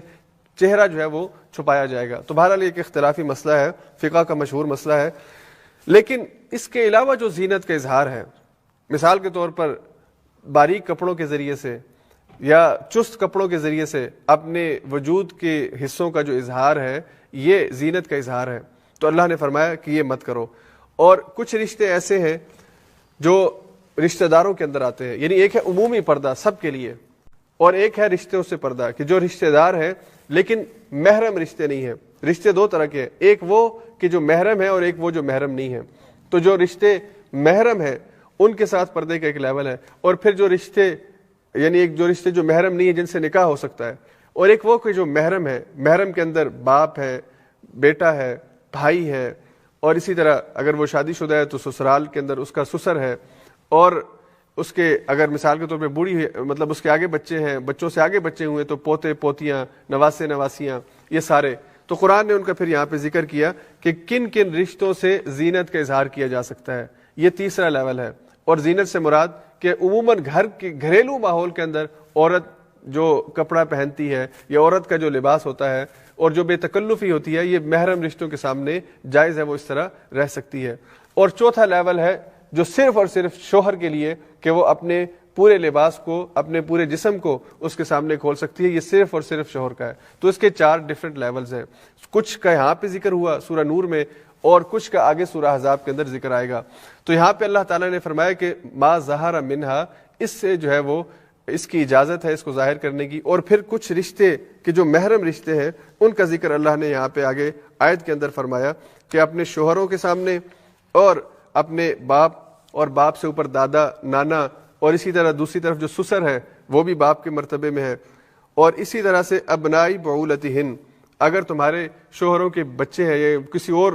خاتون سے اس کے بچے ہوئے تھے ان کے سامنے تم اظہار کر سکتی ہو، یا اپنے بھائیوں کے سامنے، یا بھائیوں کے بچوں کے سامنے، یا بہن کے بچوں کے سامنے، یا مسلم عورتوں کے سامنے جو تمہارے ساتھ جن کا ملنا جلنا ہے، وہاں پہ وہ جو تیسرا لیول ہے پردے کا، وہ یعنی زینت کے اظہار کا، وہ کیا جا سکتا ہے. لیکن اس کے علاوہ باقی سب کے سامنے اپنے یعنی اپنے محرم رشتوں کے علاوہ باقی ہیں ان کے سامنے یہ زینت کے اظہار بھی نہیں کیا جا سکے گا. اس کے بعد اللہ تعالیٰ نے نکاح کی ترغیب کا حکم دیا، اور اللہ نے کہا کہ معاشرے کے اندر زنا خاتمے کے لیے اور معاشرے کے اندر پاک دامنی کو برقرار رکھنے کے لیے بہت ضروری ہے کہ بر وقت نکاح کیا جائے. اللہ نے فرمایا وَأَنكِحُوا الْأَيَامَ مِنكُمْ وَالصَّالِحِينَ مِنْ عِبَادِكُمْ وَإِمَائِكُمْ. ایامہ یہ جمع ہے ایمن کی، اور ایم ایسی عورت کو کہتے ہیں جو کسی کے نکاح میں نہ ہو، چاہے وہ ابھی اس کا نکاح ہوا ہی نہ ہو، اور چاہے نکاح ہوا ہو لیکن بیچاری مطلقہ ہو گئی ہو یا بیوہ ہو گئی ہو. تو کوئی بھی اس کی صورت ہے اپنی ایامہ کا نکاح کرو اپنے بندوں میں سے جو صالح ہوں. اور پہلے کیونکہ غلام ہوتے تھے، باندیاں ہوتی تھی، اس لیے اس کا بھی اس میں ذکر ہے. لیکن آج کی آیات میں کہ جو عورت شادی شدہ نہیں ہے اس کا نکاح کر دو کسی مرد کے ساتھ تاکہ وہ کسی کے نکاح کے اندر چلی جائے. اور اگر تم یہ نکاح نہیں کر رہے اس وجہ سے کہ تمہیں ڈر ہے کہ اس کی ابھی اکانومی نہیں ہے، اس کے پاس ابھی گھر نہیں ہے، اس کے پاس ابھی جاب نہیں ہے، ان یکونوا فقراء یغنیہم اللہ من فضلی، اللہ تعالیٰ اس کو اپنے فضل سے غنی کر دے گا، اور اللہ اپنے فضل میں بہت وسیع ہے. وَلْيَسْتَعْفِفِ الَّذِينَ لَا يَجِدُونَ نِكَاحًا حَتَّى يُغْنِيَهُمُ اللَّهُ مِنْ فَضْلِهِ. اچھا اب یہاں پہ اب ہمارا وقت بھی ختم ہوا چاہتا ہے، ہم اسی مضمون پہ اپنی بات کو ختم کریں گے، کل پھر انشاءاللہ ہم اگلے مضامین پہ بات کریں گے. آخری بات اس حوالے سے کیے دیتا ہوں کہ نکاح کی جو ترغیب ہے، اب دیکھیے اللہ تعالیٰ نے ہمارے آج کے دور کے اندر جو ریزن بیان کی جاتی ہے نا لیٹ نکاح کی، اس کو اللہ نے 1400 سال پہلے اس مینٹیلٹی کو ذکر کیا، اس وقت بھی تھی آج بھی ہے کہ جی ابھی ہم اپنی بیٹی کا بیاہ اس لڑکے سے کیسے کریں، وہ ابھی کماتا ہی نہیں ہے، کہاں سے کھلائے گا اس کو، کیسے وہ جو ہے وہ اس کی ذمہ داری اٹھائے گا، ابھی وہ ذمہ داری اٹھانے کے قابل نہیں ہے. اور دوسرا جو آج کل ہمارا دوسرا مسئلہ ہے کہ پہلے ہم یہ سمجھتے ہیں کہ ہم نے اپنی تعلیم، پھر اپنی جاب، پھر اپنا کیریئر، اپنا گھر گاڑی، یہ ساری چیزیں کرنی ہے، 35-36 سال کے جب ہو جائیں گے پھر ہم نے نکاح کرنا ہے. اور جب ہم 35 سال کی لڑکی کا نکاح کرتے ہیں، اپنی بیٹی کا نکاح کرتے ہیں، تو دوسرا مسئلہ یہ ہوتا ہے کہ اس عمر میں پھر بچے نہیں ہوتے، نکاح کے بعد پھر جو ہے اولاد نہیں ہوتی. تو یہ غلط انداز میں ہم نے خود اپنا ایٹیچیوڈ، یہ کلچر جو ہے وہ ڈیولپ کیا ہے. ہمیں مغربی سوسائٹیوں میں خاص طور پہ رہتے ہوئے ہمیں اس چیز کا زیادہ لحاظ رکھنا چاہیے، زیادہ اہتمام کرنا چاہیے کہ جو بھی پاسبل وے ہے نکاح کا اپنے بچوں کا، وہ ابتدائی عمر کے اندر کریں. یعنی جب وہ 18 سال کی عمر سے جو قانونی طور پر نکاح کی اجازت ہے اس سے اوپر آتے ہیں، اور وہ ظاہری بات ہے 18-20 سال کا لڑکا اور لڑکی ایک باشعور اور ایک مکمل ایک یعنی اپنے حوالے سے وہ اپنے سارے فیصلے ٹھیک کر سکتے ہیں، ان کو سپورٹ کرنا چاہیے نکاح کے حوالے سے. ہمارے ہاں نوجوان آتے ہیں جو کہتے ہیں کہ ہم نکاح کرنا چاہتے ہیں لیکن ابھی میری ماں راضی نہیں ہے، وہ کہتی ہے ابھی پڑھ لو، ابھی ماسٹر کر لو، کوئی نوکری کر لو، پھر کسی جگہ رشتہ مانگنے جائیں گے، ابھی کون تمہیں بیٹی دے گا. اور بیٹی والے بھی بالکل ماں کی بات ٹھیک ہے کہ وہ کسی بیٹی والے کے پاس جائیں تو بیٹی یہ کہتی ہے، بیٹی والے یہ کہتے ہیں کہ جی ابھی تو بیٹی نے ابھی ماسٹرز کرنا ہے، اس کے بعد اس کی جاب ہوگی پھر، اور آپ کا بیٹا کماتا کیا ہے. تو یہ جو کمانے والا سوال ہے یہ ہم نے سب سے پہلے رکھا ہوا ہے. اور دوسری طرف ہمیں یہ پتہ ہوتا ہے کہ ہمارا بیٹا اور ہماری بیٹی یہ غلط کاموں میں ملوث ہو چکے ہیں. کتنے گھروں کے اندر یہ بات ہمیں سننے کو ملتی کہ ماں کو پتہ ہے کہ بیٹی کا ایک ناجائز تعلق ہے کسی مرد کے ساتھ، اور بیٹے کا غلط جو ہے تعلق ہے کسی کے ساتھ، پھر بھی ہم آنکھیں بند کر کے کہتے ہیں کہ جی ابھی ٹائم نہیں ہوا، ابھی بہت ارلی ہے، اس کے بعد ہم دیکھیں گے. تو ہم ماں باپ بھی جن کو پتہ ہو کہ ان کے بچوں کے مسائل ہیں، پھر بھی آنکھیں بند کر کے پردہ ڈال کے بیٹھے رہتے ہیں اور ان کے نکاح کا انتظام نہیں کرتے، ہم بھی ان کے جرم کے اندر شریک ہیں. تو پہلی تو کوشش یہ کرنی چاہیے کہ اگر کسی نوجوان لڑکے اور لڑکی کا نکاح جلد ممکن ہو 18 سال کی ایج کے بعد، اور یہ آج کل کے دور میں ممکن ہے، خاص طور پہ ہمارے یورپین ماحول کے اندر، بچہ بھی پڑھتا رہے، آگے بچی بھی پڑھتی رہے، لیکن ایک ان کا ریلیشن شپ ڈیولپ ہو جائے اور اس کی آگے تعلیم دی جا سکتی ہے کہ اس ریلیشن شپ کو کیسے آگے مینٹین کرنا ہے. یعنی کاؤنسلنگ کی ضرورت ہے. یہ نہیں کہ اب آپ کی شادی ہوگی تو آپ دھڑا دھڑ بچے پیدا کرنا شروع کر دیں، باقی سارے کام ختم کر دیں. نہیں، آپ اس نکاح کے تعلق کے ذریعے آپ کے ایمان کے اوپر جو ایک خطرہ تھا کہ آپ کسی غلط جگہ پہ اپنی ضرورت پوری کر سکتے تھے، اب وہ آپ کے لیے حلال طریقہ موجود ہے، مرد کے لیے بھی عورت کے لیے بھی. ہاں، اس کے بعد آپ نے اپنی تعلیم بھی جاری رکھنی ہے، آپ نے جاب بھی تلاش کرنی ہے. یہ ساری چیزیں کاؤنسلنگ کے ذریعے، مشورے کے ذریعے آگے چلیں تاکہ آپ اس وجہ سے کہ بھئی شادی ہو جائے گی تو بس بچے ہو جائیں گے اس لیے شادی نہیں کرنی اور حرام کام میں اپنے آپ کو ملوث رکھیں، یہ غلط طریقہ ہے۔ تو اللہ نے کہا کہ اگر فقر کے ڈر سے کرتے ہو تو پھر اللہ ان کو غنی کر دے گا۔ جو اس وجہ سے نکاح کر لے کہ میرا ایمان بچ جائے، اس کو اللہ پھر رزق عطا فرماتے ہیں اور بے بہا عطا فرماتے ہیں۔ اور پھر اللہ نے اگلی آیت میں کہا وَلْيَسْتَعْفِفِ الَّذِينَ لَا يَجِدُونَ نِكَاحًا حَتَّى يُغْنِيَهُمُ اللَّهُ مِنْ فَضْلِهِ، اور اگر کوئی نکاح نہ کر سکے، کسی بھی وجہ سے نکاح نہ کر سکے، اس کے ماں باپ نہیں مانتے یا اس کو کوئی مناسب رشتہ نہیں مل رہا، لڑکا ہے لڑکی ہے، تو پھر وہ اپنی عزت کی اور اپنے ایمان کی حفاظت کرے اور انتظار کریں کہ اللہ ان کے لیے کسی بہتر جگہ رشتے کا انتظام کر دے۔ تو اگر نکاح نہیں ہو سکتا تو اس کا مطلب یہ نہیں ہے کہ انسان اسی کو بنیاد بنا کر غلط کام کرنا شروع کر دے کہ جی میں نے نکاح کی کوشش کی، نکاح نہیں ہوا اس لیے اب میں زنا کر رہا ہوں۔ یہ کوئی دلیل نہیں ہے زنا کرنے کی یا غلط کام کرنے کی۔ اگر نکاح نہیں ہوتا کسی بھی وجہ سے تو پھر اللہ کہتے ہیں کہ پھر پاک دامنی اختیار کریں، پھر اپنے نفس کے اوپر کنٹرول۔ اور نفس پہ کنٹرول کیسے ہوتا ہے؟ حضور علیہ الصلوۃ والسلام نے ایک حدیث میں صحابہ کو تاکید کی اور خاص طور پہ نوجوان صحابہ کو کہ من استطاع منکم الباءۃ فلیتزوج، کہ تم میں سے جو نکاح کی استطاعت رکھتا ہے، نکاح کی ذمہ داری اٹھا سکتا ہے، یعنی بیوی کو لانے کے بعد اس کے نان نفقے کی ذمہ داری اٹھا سکتا ہے، وہ نکاح کر لے، اس لیے کہ یہ نظر کی حفاظت کے لیے اور ایمان کی حفاظت کے لیے سب سے ضروری چیز ہے۔ اگر کوئی انسان اپنے ایمان کو، حیا کو اور نظر کو بچانا چاہتا ہے تو وہ نکاح کے بغیر ممکن ہی نہیں ہے، اس کو یہ کام کرنا پڑے گا کہ وہ نکاح کرے۔ ہاں اگر یہ نہیں ہوتا، یہ نہیں ہو سکتا، تو پھر حضور نے کہا کہ روزے رکھو، اس لیے کہ روزہ رکھنے سے تمہاری جو یہ جنس کی خواہش ہے اور یہ ضرورت ہے دوسرے کسی مخالف جنس کے ساتھ اس عمل کی، یہ کم ہوگی۔ اس کا مطلب یہ ہے کہ یہ حضور نے یہ جو طریقہ بتایا ہے کہ اگر آپ اپنی خوراک کم کر لیں، انسان کھانا کم کرے، تو یہ کھانے کا کم ہونا انسان کو اس دوسری طرف جو ہے وہ اس عمل سے انسان کو روکتا ہے۔ تو یہ ایک ترکیب اور ایک نسخہ حضور نے بتایا ہے۔ اصل یہ ہے کہ ابتدائی وقت کے اندر ممکن ہو، یعنی ہمیں ایک ایسا کلچر اور ایک ایسی سوسائٹی ڈیولپ کرنی چاہیے جو پہلے تھی اور نکاح کا لیول بہت کم تھا، کہ نکاح جلدی، زنا کا لیول بہت نیچے تھا، نکاح جلدی ہوتے تھے، شادیاں جلدی ہوتی تھی، معاشرے کے اندر زنا کا رواج کم تھا۔ اب 25 سال، 28 سال، 30 سال تک نوجوان کا نکاح نہیں ہوتا، اور وجہ یہ ہے کہ ہر دوسرا تیسرا نوجوان زنا کے اندر اپنے آپ کو ملوث کر چکا ہے۔ تو ہم خود اپنے آپ کو برائیوں کے گڑھے میں اور ہلاکتوں میں ڈالتے ہیں۔ اللہ ہمارے ساتھ ظلم نہیں کرتا۔ اللہ نے جو طریقہ اور اللہ کے نبی نے جو طریقہ دیا اور جو دین دیا ہے، یہ دین بہت صاف ستھرا، بہت سمپل اور بہت لاجیکل اور فطرت کے بہت قریب ہے۔ ہمیں اس کی طرف اپنے آپ کو واپس لے جانے کی ضرورت ہے۔ اللہ تعالیٰ مجھے اور آپ کو عمل کرنے کی توفیق عطا فرمائے۔ وآخر دعوانا الحمدللہ رب العالمین۔